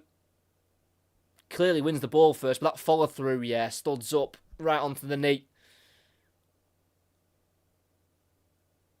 And Calvin Phillips has been given his marching orders. He apologises to the Bramall Lane crowd, shaking his head as he walks off. Wilder gives him a slight handshake. But obviously nothing's going to bring back Calvin Phillips. He is gone. There's no VAR. And that could be a turning point in this game. I think the argument from the Sheffield United staff and players is, what else is he meant to do with his foot? He's kicking the ball in a natural way. It's not his fault that the follow-through's caught the knee of Ingelsson. He can't do anything else with his foot, if that makes sense. I think that's their argument with that. What else can he do with his foot? Don't get me wrong, it half gets planted into the knee of Ingelsson, but I kind of see both arguments. You know, it's high and he catches him, but then at the same time he's kicking the ball. All Calvin Phillips wants to do is play regular football, but it's just not happening for him at all. That's going to be 3 games missed.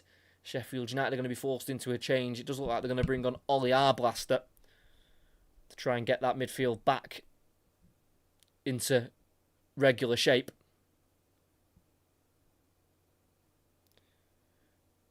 Ollie Arblaster in conversation with Chris Wilder and Alan Nill, the assistant. About 25 yards out, 2-man wall from Cooper. McNeil stood over it. The tide has changed in the Steel City derby. It's McNeil to cross it into the area. It's not a bad ball. It's a header away. Drops in the area. There's a spin and a shot, and there's a block there. And cleared by Sariki. It wasn't a bad attempt by Indala. 6.5 minutes into the second half. It's Sheffield United 2, Sheffield Wednesday 0. But there is a red card for Calvin Phillips. A follow-through tackle. Catching Ingelsson high on his knee. And Josh Smith gave the red card out. Like I say, he was sent off for Ipswich last season during his loan spell there. Indala, great run into the middle of the park, laying it off back to Otibeo, who gets away from 2 challenges. Otibeo past a third player, good run from the young centre-half. Cross goes in from Adaramola, all the way through to the back post, and McNeil takes the touch onto his left foot. Strikes it! And what a goal that is! Game is back on. Charlie McNeil bringing this game back into life. Just his 4th goal of the season in the Championship. It's his first since the beginning of December. And that's a fantastic finish. Just a bit of confidence started to grow into the Sheffield Wednesday play straight after the red card. It's a great run from Otibeo. And Adaramola, the left-back, who's probably been Wednesday's best player, puts a cross in. It went right through to the back post of McNeil, who cut in onto his right foot and then had a shot low towards the bottom right corner. Cooper, full stretch, couldn't get there. That's a brilliant finish. On his left foot, swinging it to the near post. Perfectly placed. And this game is not over. Down to 10 men. Sheffield United have had their lead cut in half. It's Sheffield United 2, Sheffield Wednesday 1. McNeil with the goal. About 14 yards out. And after not scoring in their last 11 games, no competitions, Sheffield Wednesday have scored in back-to-back games now. And Gustavo Harmer's the one who's had to be sacrificed for Ollie Arblaster. Adaramola with another cross into the box. Deflects cleared by O'Hare. Chested down by Liam Cooper. It's now into the centre circle here with Otibeo. Fires it out to the right to McNeil. Palmer's overlapped him. McNeil will cross it himself. It goes all the way through to the back post again. Indala, 1-on-1 with Sariki. Angles tight. Goes on the outside. Tries to cross. Sariki stops it. Corner. How momentum can change so quickly in a game of football. Remember, Wednesday needs to win to avoid relegation this afternoon. And it looks like they're getting ever closer to an equaliser straight after scoring their first goal of this game. All after the Calvin Phillips red card. Cross goes in. It's a floater. It's a header away. It will be kept alive on the edge of the box here by Jamal Lowe. Back into McNeil, the scorer who tries to take on Bamford. He's been tackled. The break could be on. Bamford, he's got the run of O'Hare ahead of him. Can he release it? No, he can't. Brilliant tackle from Jaden Heskey on the recovery. 10 minutes into the second half, it's the Blades 2, the Owls 1. And here's the goal scorer, McNeil, taking it away from the halfway line. He's got Palmer ahead of him from fullback. Here is Palmer, running at Burrows. Palmer in the box, on the outside. Chance, pulls it across, and it's cleared at the near post by Bindon. And Sheffield Wednesday are the team on top at the moment. They've probably not felt like this in a game for some time, especially a game of this magnitude.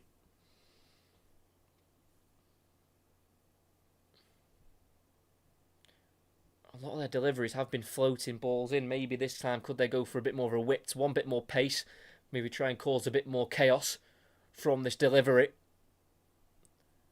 But they're using the man advantage to their advantage at the moment. Into the near post, it's whipped, but it is headed away. Controlled by Ndala. Still on this right-hand side for Wednesday. Put back in by Ingleson. That's a great ball in. Header away, and then a volley up towards Bamford, who tries to control it. Loses out to Heskey. Great muscle from the youngster. Heskey trying to feed it out to the left. It does reach McNeil. Plays it down the line. Low. On the outside of Sariki. Another ball goes in. Again, it's blocked. Will drop to McNeil. On his weaker left foot, the one he scored with, he crosses it back into the area. And it's caught by Cooper, who lands on his back. And it's going to be a chance to slow the game down here for Sheffield United, who are in a little bit of a mess at the moment.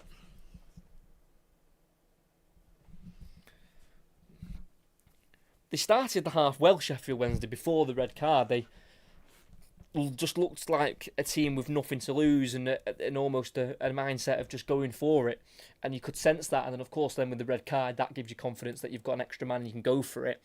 Phillips with the high boot challenge on Ingleson. And then, Adaramola with the ball in. Again, pretty straight cross. Went behind everyone attacking it, but then dropped to McNeil, who just kind of halted his run at the far post, not kind of committing to the back post, kind of just holding back. Then on his weak foot, cut in and shot with that left foot. Brilliant. Bamford pulled down. Free kick, edge of the area. Left-hand side. Will that be a booking? I'm not too sure.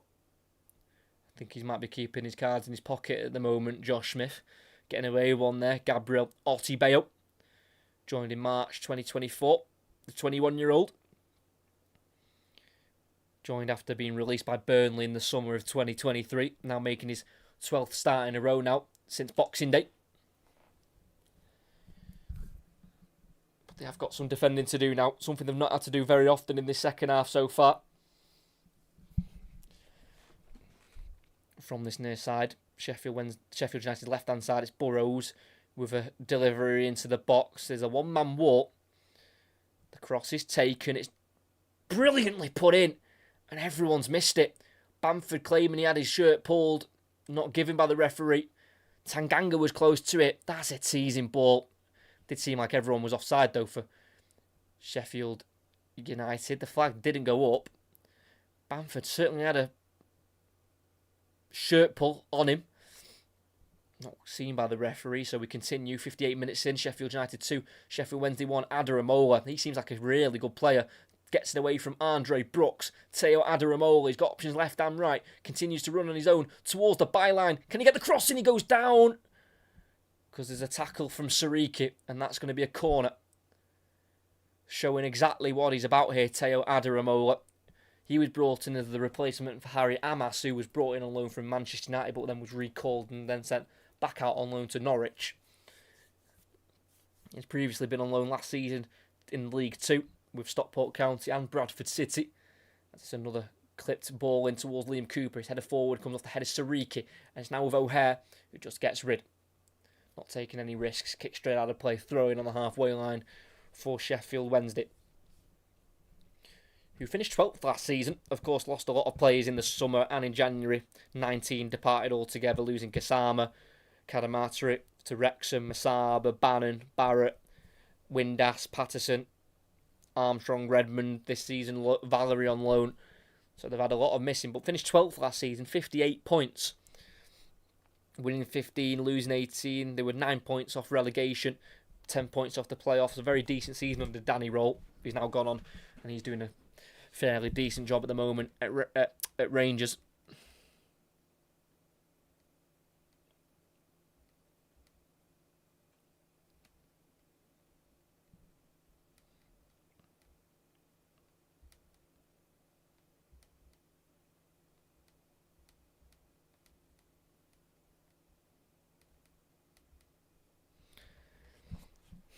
Half an hour to go here at Bramall Lane. Otibeo with a header away from Bamford.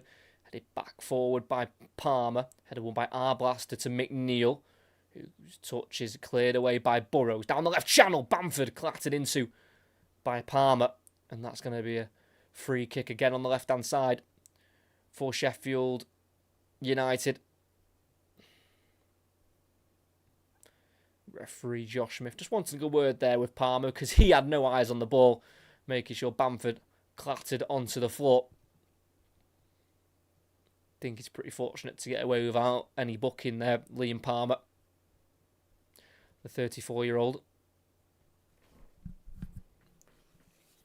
Sheffield United are going to make another change shortly. Their loanee from Wolves, Kiana Hoover's going to come on, and also Tyrese Campbell, who's got 3 in his last 3 in this fixture. Burrows again with a delivery in. It's another great delivery. Stopped in its tracks by Otibeo and then cleared by Adaramola. Put back in by Burrows. It's up into the air, come back down with snow on it. And then headed forward by Tanganga, straight into the gloves of Dieng, who wants to counter-attack quick. Big kick out of his hands, looking for Indala. Headed away by Burrows, headed back forward by Yates towards McNeil, who can't keep it in touch. And that's a throw-in. Midway inside their own half here for the Blades. Currently on a goal difference of +1, scoring 47 in the division and conceding 46. Just the 8 clean sheets, 25% clean sheet rate from their first 32 games in the league this season. 5 at home and 3 on their travels. As Cooper overruns it and then catches his man of O'Hare, and that will be a booking for Liam Cooper. Started 4 of the last 6 now. Cooper.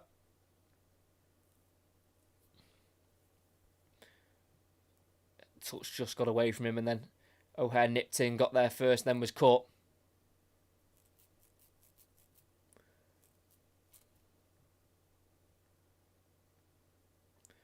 Commanding his back line here, Liam Cooper, making sure they get the right line and defend this well, because they are well in this game at 2-1 and an extra man up after the Calvin Phillips red card just after half-time.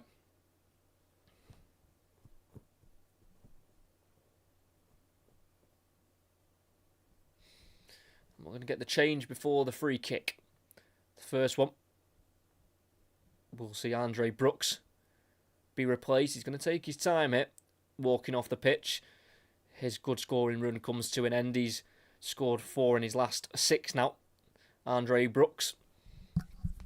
And he'll be replaced by Keanu Hoover, so a bit more of a defensive right-hand side for Sheffield United. And the second change, we'll see Patrick Bamford, who scored the first goal within 75 seconds. He'll be replaced by Tyrese Campbell, a little bit more mobile, Tyrese Campbell.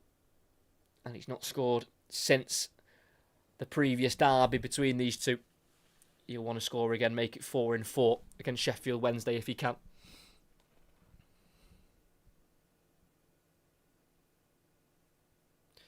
So Brooks and Bamford off for Campbell and Hoover, as Campbell's first involvement is on the pitch and he's trying to get a cross in on his weaker foot. Goes out of play, goal kick for Sheffield Wednesday with their goalkeeper, Seny Dieng.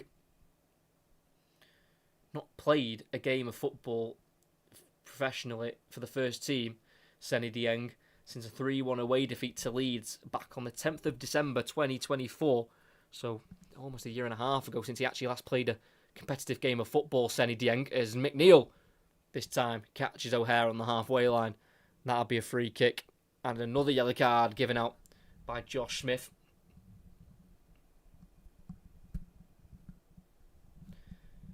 Maybe a bit of frustration there by Charlie McNeil. I know he got the goal to get Sheffield Wednesday back in the game, but momentum is slightly just stalled for the Owls in the last 5 or so minutes. Just got to try and keep as calm as possible.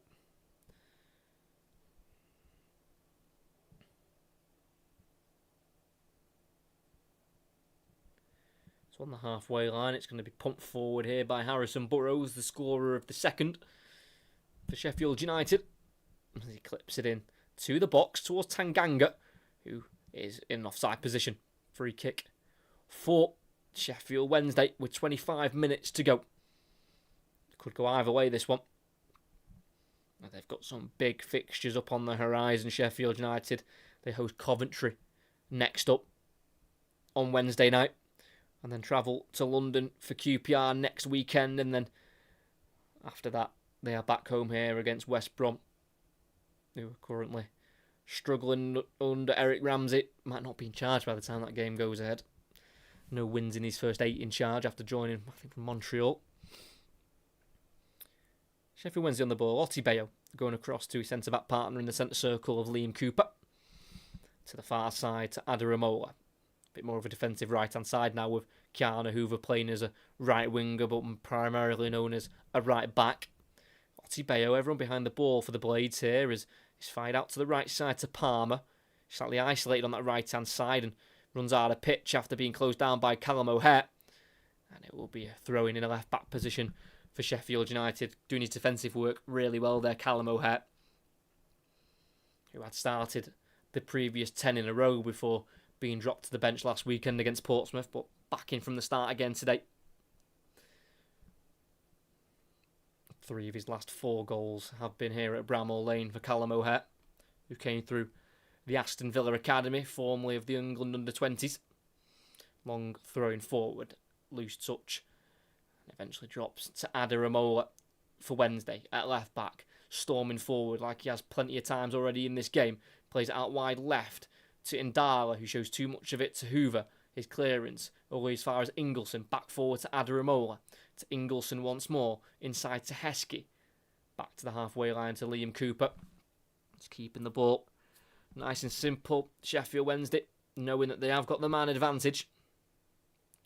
Ball forward by Ingleson, can't quite reach Adaramola. Arblaster, Peck to Hoover, back forward down the line for Peck. Gets beyond 2 Wednesday players. Still with Sidney Peck, who can get away from Heskey. Tries to feed it to Campbell down the right-hand side. Cut out by Cooper. Ball still alive for Sheffield United. Hoover touching it forward to Campbell. Getting away from the pressure. Arblaster. Reverse ball to the right to Campbell in the area. Gets away from Cooper. But then can't get any contact to the ball as he was battling there with Ingleson. And with a quarter of the game to go, still Sheffield United 2, Sheffield Wednesday 1. Sheffield United's last 2 home wins have been 3-1. Against Oxford most recently, and then also to Ipswich as well.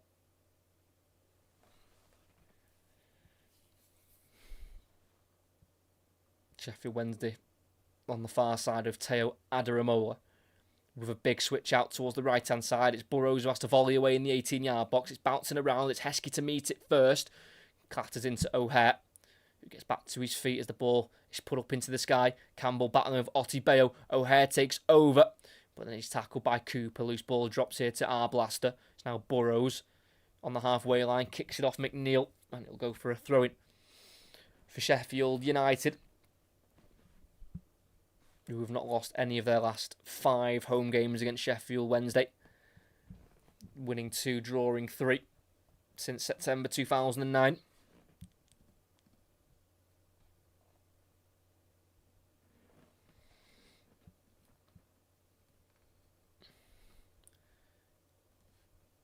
As it stands, Sheffield Wednesday are relegated to League One. They need 3 points today to avoid that red mark across their team, with a capital R next to the position as well.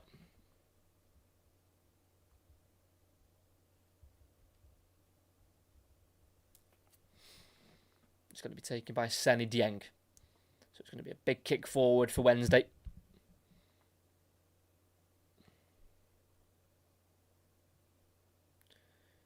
It is a big kick down the right channel into the box towards Yates. Good header won by Bindon. He's been solid today. Tyler Bindon. Headed back forward by Liam Cooper. Glanced backwards by Tangango. Burrows will get there at left back. Clear it away first time. Well, as far as Otti Bayo. Heads out wide right to Palmer. Into the middle looking for Lowe. Cut out by Burrows, who needs to get it under control. Hooks it over his own head. And headed on by Arblaster. Campbell with the header out wide left now to O'Hare. Being closed down by Heskey. Can't keep it in. Throw in just inside the opposition half here for Wednesday. On this near side, right in front of the Sheffield United technical area. Palmer throws it back to Otti Bayo. Cooper to Ingleson, the number 8, the holding midfielder. On the halfway line, going back into Cooper. Wanting to switch it diagonally to the right-hand side, and he's overcooked it, too much on it. Throwing in a left-back position for Sheffield United. There was a thumbs up there by Charlie McNeil.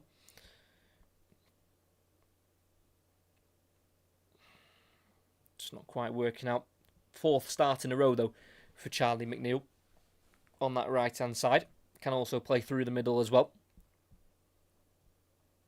Long throw from Burrows to the halfway line. It's headed won by Campbell, but as far as Ingleson. Cleared forward by Cooper towards McNeil. Controlled well by Burrows on this near side. And then curling it down the line for Campbell, who will give chase to it. Cooper will get there first and concede the throw-in. Taking no chances there. Liam Cooper.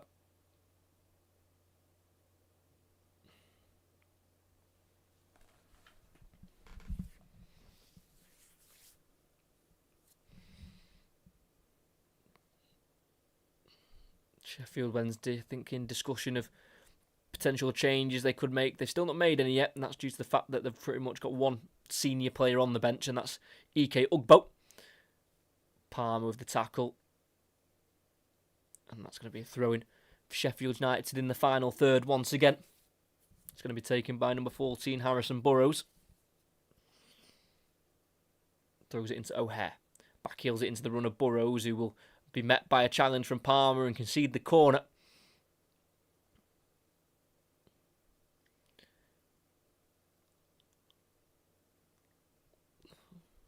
Was trying to ask for the goal kick there, Liam Palmer. I don't think that was ever going to be the decision, as Sheffield United attack the end, where we've got the bottom tier of the stand full of Wednesday supporters, and the tier above it is full of Sheffield United fans. who'll be nervy here with 10 men, 18 to go against their rivals who've only collected 11 points all season. Josh Smith just wanting a word here with Cooper. Tanganga and Palmer as well.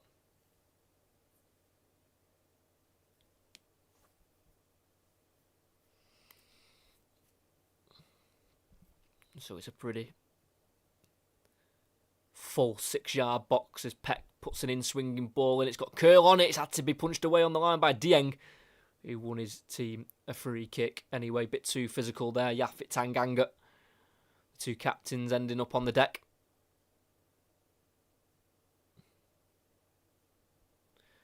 So 17 minutes to go. They go short, playing it forward to Heskey, who's got his shirt pulled there by Campbell, but play is going to carry on because he kept hold of the ball. He's also another bright spark today. Emil Heskey's son, Jaden Heskey, on loan from Manchester City.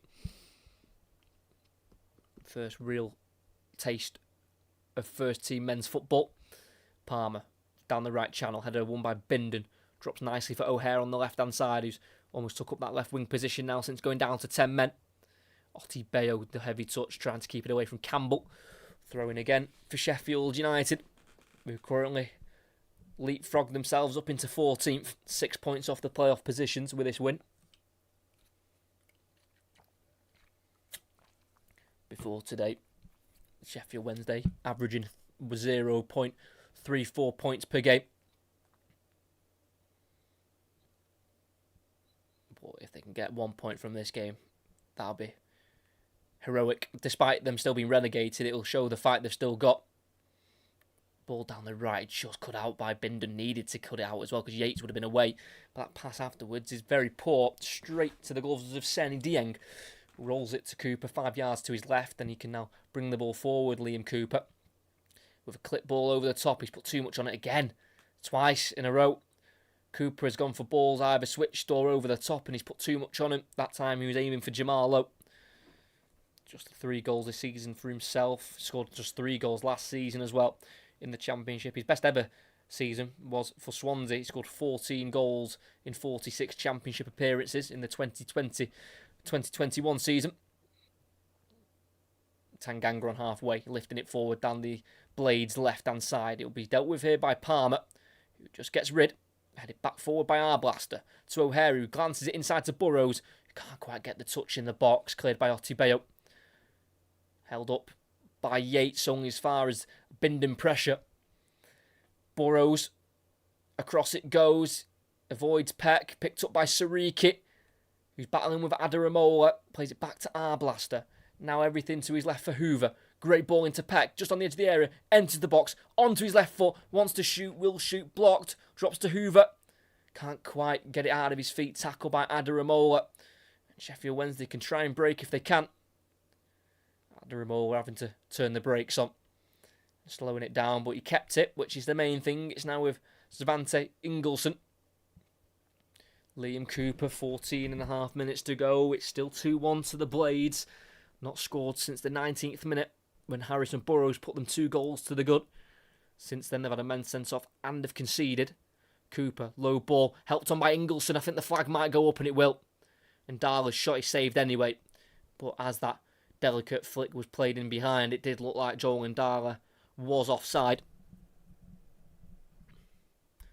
Yeah, miles offside. Joel Darla making just his 22nd ever professional appearance.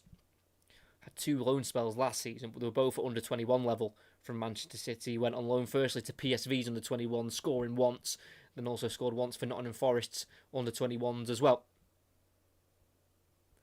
As it's Adaramola down. Looks like a left leg problem, and they've also got another player down as well. That's not what Sheffield Wednesday need. They've got enough players out as it is. They don't need any more missing. So Adaramola was the one who's gone down. It's as he played the pass into Ingolson, it was a very simple one, but that's obviously where he's felt something go. A concern. And it's also Cooper down as well. As he played a low ball, he felt something go. Oh, Wow, it just doesn't get any better, does it? Liam Cooper will be coming off. I'm telling you that now. Liam Cooper will 100% be coming off. He is in massive pain. So it looks like the centre-back partnership will be reinstated from their last game against Millwall. It was Otibeo alongside McGee. And it looks like they're probably going to have to go for that again. Bring on the 20-year-old centre-back Cole McGee, brought in from Preston this summer. 75 minutes he played against Millwall last weekend after scoring an own goal in the 72nd minute.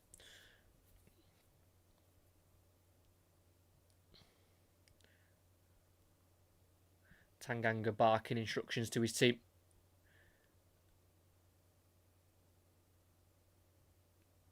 So it looks like Adaramola is going to try and run it off, but he's in agony as well.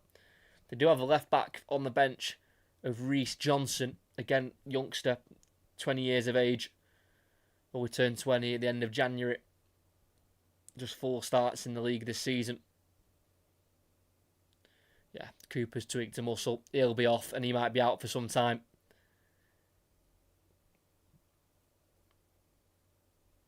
Not what Sheffield Wednesday need when they've already got plenty of defenders already out. Bernard, they've got out Chalobah, they've got out Iorfa is out as well. Deshaun Bernard out. They might go attacking. They might go for an attacking change here, Sheffield Wednesday. They've got nothing to lose. And they are going to go attacking. They're going to bring on the only senior player they've got on the bench. So a centre-back comes off, and that's Liam Cooper. And replacing him is striker Ike Ugbo. Not scored in the Championship for just less than 2 years. What a time it could be for him to score now. So 11 minutes to go. We'll get a bit of added on time. Adaramola is going to try his best to continue. I don't think he will be able to, which is a shame, because he's certainly been Sheffield Wednesday's best player for me, Teo Adaramola. So they're going to give it a go.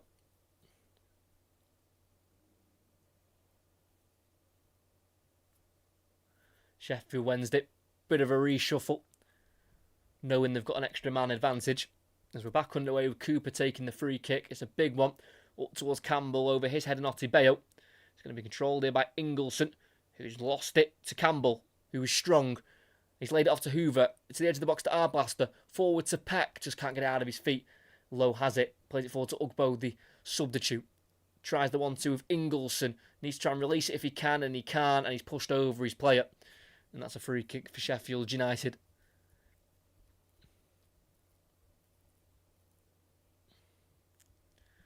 So there it is, in red, with an R by their name. Sheffield Wednesday relegated. As it stands, they need to score 2 in the last 10 to avoid relegation this afternoon at Bramall Lane.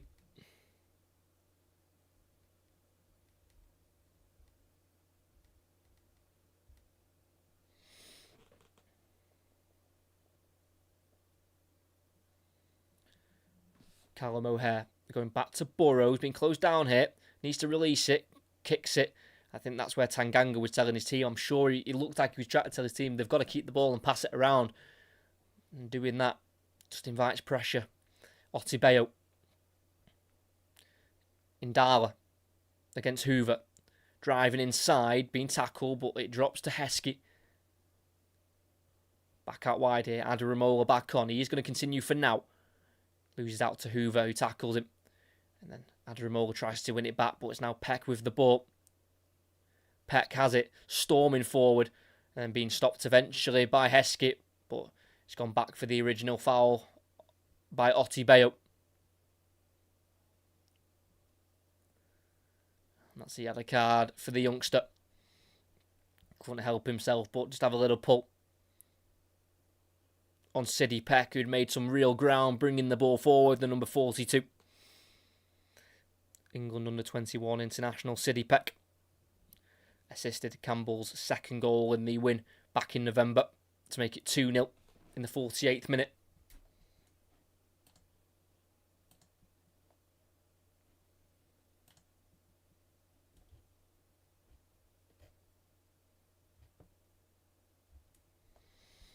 Played short, Peck, then down the line, Sariki Tries to get inside on Indala, but he's been stopped by the City loanee. It's now Ugbo. Loses out. Sariki has another chance to try and get a crossing. Tries to take on Adaramola instead. Unsuccessful. And then cleared forward by Lowe. But one back by Hoover. Burrows clipping it back out wide right. Sariki. Blaster. Sariki just outside the box towards the byline. Can he keep it in? He has to slide and kick it out to get the throw in, which is better than the goal kick. All lost once against Sheffield Wednesday in his career, Femi Sariki, and that was during his loan spell he had at Rochdale, losing back in August 2022. It looks like Sheffield United are going to make some more defensive reinforcements. Probably their man of the match for the game, it must be said. Callum O'Hare's coming off. It always looks like something's going to happen when he picks up the ball. And the second change of this double swap, we'll see Femi Sariki come off, who has worked his socks off down that right-hand side. So Callum O'Hare comes off for Jibril Samari, who's on loan from Braga. And then Sariki comes off for number 5. And that's Leo Hielda, on loan from Sunderland, brought in on deadline day. He has come on as a late sub in their last 2 home games against Oxford and Middlesbrough. And again, he's on late to try and see this lead through in a game which was made a lot more difficult after Calvin Phillips being sent off in the 49th minute, then conceding in the 53rd minute.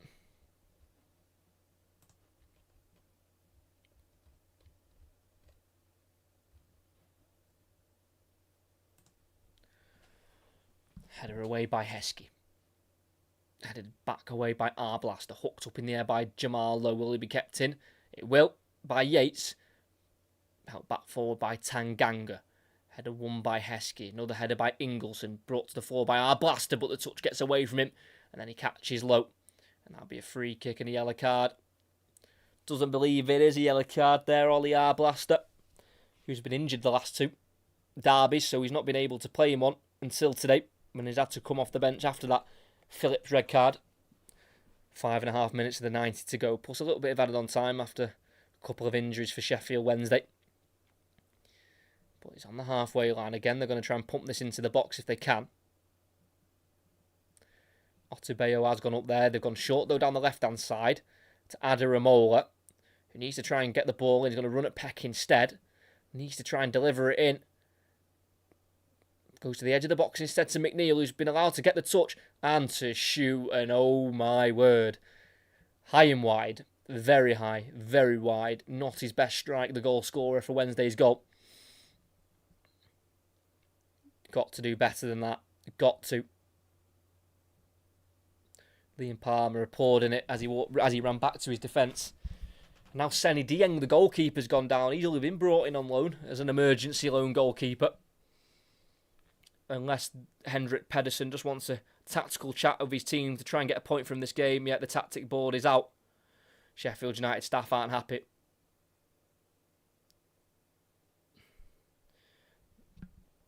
I mean, all teams do it in certain situations and scenarios, but it is annoying when it happens against you.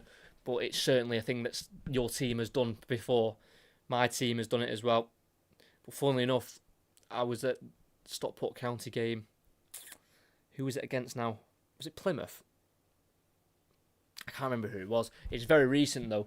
And the game must have been level. And their goalkeeper went down. And next thing you know, all their players are going to the sidelines, getting tactical information. And then I think we took the lead. And then 5 minutes later, we did the exact same thing. Forced our goalkeeper to go down. And then we were the ones who were looking like the bad people. So it could go both ways. But clearly, Senny Dieng has got absolutely no problems at all with himself, as there's going to be more changes made here. So Adaramola can't continue any longer, the loanee from Palace. He'll be replaced by Sean Facere, who's missed the last 6 injured. And the second change will be Jerry Yates, yet to score since joining on loan. He'll be replaced by number 46.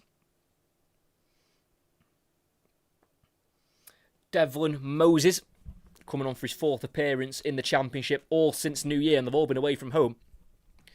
all as a late sub. He's been out of the matchday squad for the last 2 games, but he's back in today and he's not got very long to make an impact. Is Cooper with 3 minutes to go over the 90. Header away by Otibeo. Helped on by Ugbo. Good tackle though in there by Hoover, but Peck can't keep it alive. Ingleson charging down the left-hand side for Sheffield Wednesday. Trying to play the ball into the box. It drops to Moses, the youngster. Can't quite get a shot towards goal. Peck can clear it. Can't quite find Campbell. Back forward. Low.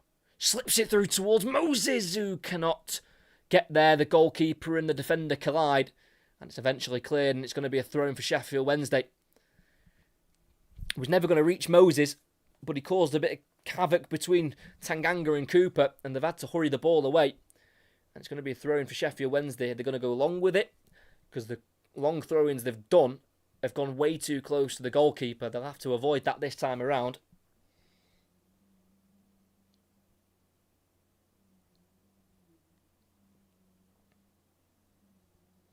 Ingleson, with less than 2 minutes to play, throwing straight into Cooper. Oh, it's painful to watch. If you've got a long throw, that doesn't mean it's going to work every time.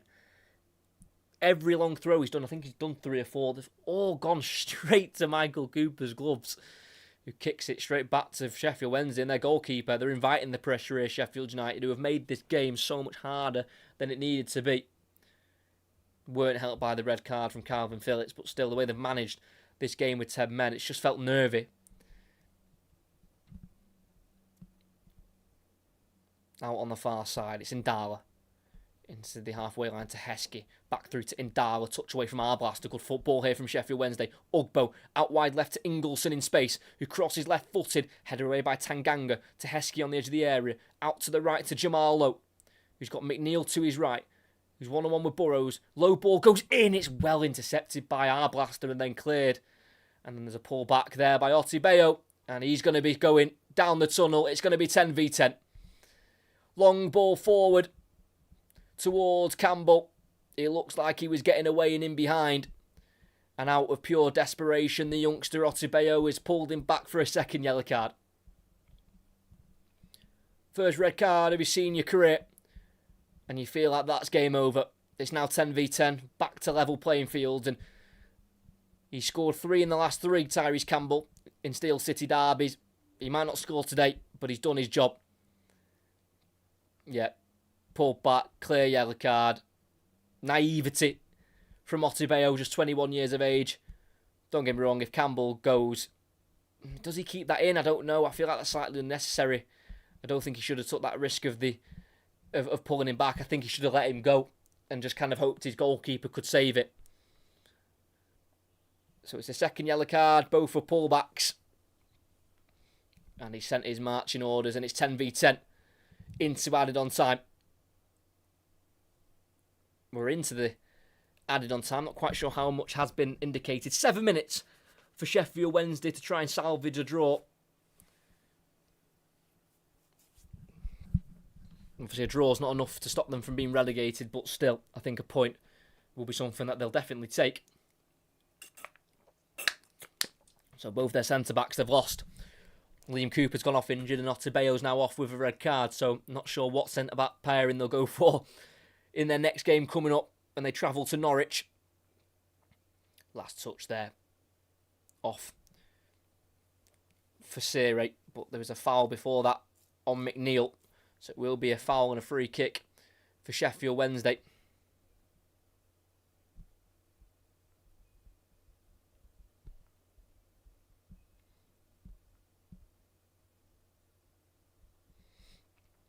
Nail-biting stuff for these supporters from both sides. Could still potentially go either way. But it's not helped with the Otibeo red card there for the Owls.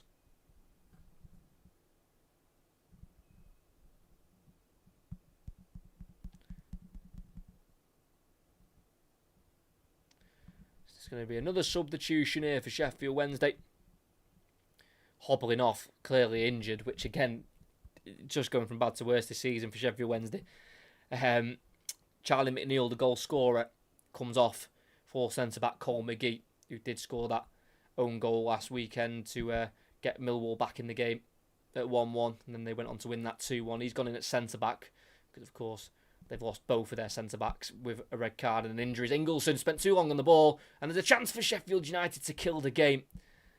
But Samare's shot is blocked, and the pace of it is killed, and it allows Dieng to collect the ball. Palmer's going to go long. 92.5 minutes played up towards Ugbo. Header won by Hielder. Now Burrows into the middle to Peck. Slips it through for Campbell. 1-on-1 with McGee. Into the box. Onto his left foot. Massive save. With his right arm. That is huge from Seny Dieng. Campbell looking for 4-4 in this fixture. Not going to get it. Ball down the right channel towards Moses. Has to be kicked out by Hielder. Throwing in the final third for Sheffield Wednesday. 4 minutes of the game to go. Still not over. Could have been if it weren't for that save from Dieng on Campbell. Gone onto his stronger left foot. Try to curl it to the far corner. Right hand. Lovely save. Important. Because if Sheffield Wednesday can somehow go on and get an equaliser, that'll be a massive moment in the game.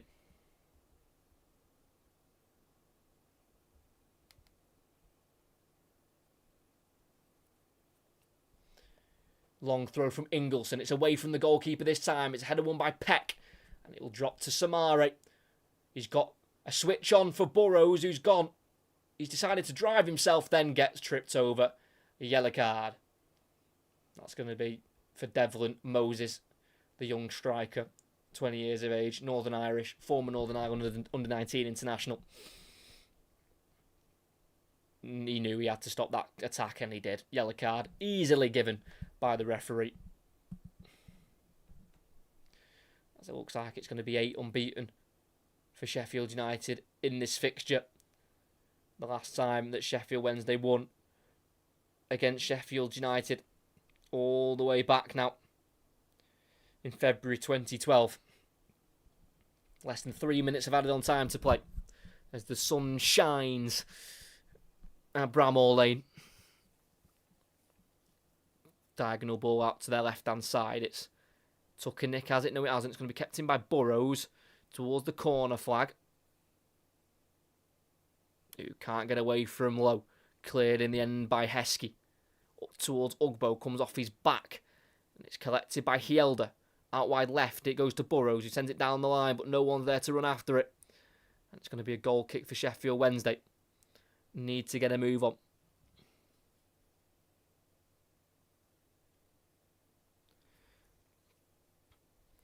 Sheffield United know they need to win this game. A draw for them will be catastrophic, even though it would still relegate their rivals. Wednesday in full voice. In good spirit, despite their season. They give the ball away. Samare into our blaster. He's got Peck to his right. He'll lay it off to Peck. Another massive save from Dieng. Huge save. Flag eventually goes up. What a save that is. 2 in a row. Siddy Peck tried to score his 5th goal of the season in the league. He's only got 1 in his last 7. And that was in the home win to Oxford at the beginning of this month. But Seny Dieng is not letting this game slip yet. But Wednesday are running out of time. It's going to be a big kick from their goalkeeper on an emergency loan from Middlesbrough. Headed away by Hoover. McGee. Back to Dieng. And forward here in a right back position to Heskey, who is stopped in his tracks by Samare. Forward it goes to Campbell out wide left to Burrows. In the area. Squares it. Campbell. Good block by Palmer. Less than a minute to go. And there's going to be a throw-in for Sheffield United. Chris Wilder. Never been beaten against Wednesday. And it looks like that's going to remain. Referee wanting the game to get back underway as quickly as possible. 30 seconds to go.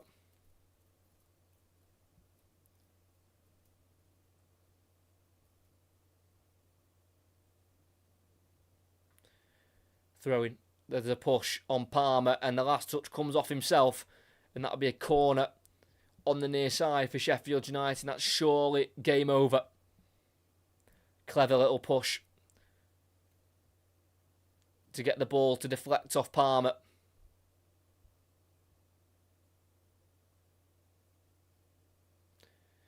Wilder still barking out instructions as they've pretty much made it. Very good spirits from the Sheffield Wednesday fans, dancing and singing around. They knew their season was over probably before it even began. So Sheffield United go short with the corner, and the referee blows the full-time whistle. Sheffield United win by 2-1, and officially Sheffield Wednesday are relegated from the Championship back into League One.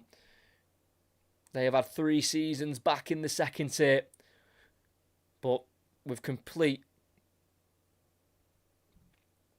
mismanagement and a mess off the pitch, and it has led to Sheffield Wednesday going back down, as there is a little bit of afters in the derby.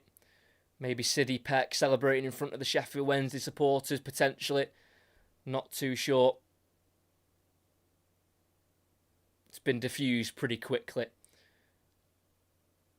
think Sidney Peck just overdoing it with the celebrations, didn't like it. Svante Ingelsson. But for Sheffield United, they're up to 14th, 6 points off the playoff positions, and Sheffield Wednesday are back down to League One.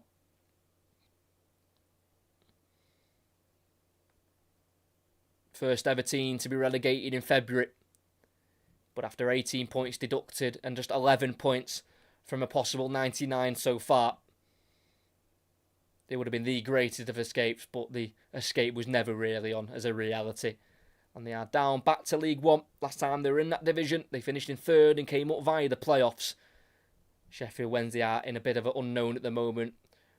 They're going to be under new ownership at some point, but that's been delayed for now. But they'll hope they can bounce straight back. But again, next season, they will see a completely different looking Sheffield Wednesday team. So it's unknown for the fans. But one thing they will know is that next season they'll be playing their football in League One. They've been relegated at the home of their rivals at Bramall Lane. Always just leaves that extra sour taste when being relegated, for it to happen at your rival stadium after being beat by them. Not a nice feeling. Definitely one of the lowest lows in the Sheffield Wednesday recent history. But they put a good fight up in that second half. They really did. Started the half well before the red card. That first 3 or 4 minutes, they just came out with a bit more intent to play. And of course, that red card from Phillips helped in the 49th minute. And then they got the goal back in the 53rd minute, just a couple of minutes after, cross into the box from Adaramola. And then McNeil on the far side of the box cut onto his left foot from the right-hand side, putting it into the bottom right corner at the near post. Great finish. And then they just couldn't quite, unfortunately, carry that momentum. They had half chances here and there, but Sheffield United, being at home, had the home fans behind them, knew that if they played the game right and they managed it in the right way, they were going to be able to see the game through. But Sheffield Wednesday can be proud of their efforts in the second half. At least they put a fight up. Of course, they had the extra man, which helped, but after having such a poor season, they gave it a go. But unfortunately, in the end, they were not good enough to salvage a point, and they leave empty-handed once again. It's been 155 days since they last won a game of football, and that wait will continue. They've not won since the 20th of September. They've not earned a point or even drawn a game since the end of December. But they move on, and they'll know they're relegated now, so they can play completely, freely, knowing there is no further consequence to their poor results. They are already down, they are relegated, and Wednesday will be playing League One football next season. That will be the end of the live commentary. Hope you did enjoy. Make sure you like and subscribe if you have not already. Not sure what the next commentary will be, but make sure you like and subscribe with notifications on so you know which commentary will be coming up next. But here at this Steel City derby, it started wonderfully for Sheffield United, scoring within the opening 2 minutes of the game. Patrick Bamford scoring once again for the Blades, and they doubled their lead just before the 20th minute mark. Harrison Burrows forward from full back, slamming in a goal at the near post to make it 2-0, and you felt like it was just going to be the start of a mauling, but that wasn't the case. They couldn't quite score a third before the break, and after the break they went down to 10 men. Calvin Phillips with a high challenge on Ingleson put them down to 10, and just 4 minutes later Sheffield Wednesday had the ball in the back of their net. After not scoring in their last 11 in all competitions, they now scored in back-to-back games. Charlie McNeil with the goal, and they huffed and puffed but just could not create a clear-cut chance for themselves to get an equaliser, and any chance of a point was taken away from them after youngster Otti Bayo was sent off for a second yellow card, a pullback on Tyrese Campbell. He was given his marching orders, and despite 7 minutes of added on time, they couldn't quite get the equaliser, and Sheffield United walk away with the 3 points. The Blades are now 6 points off the playoffs. The Owls have now had their confirmation confirmed of relegation to League One. And at the end of this game, at the Steel City derby at Bramall Lane, it finishes Sheffield United 2, Sheffield Wednesday 1.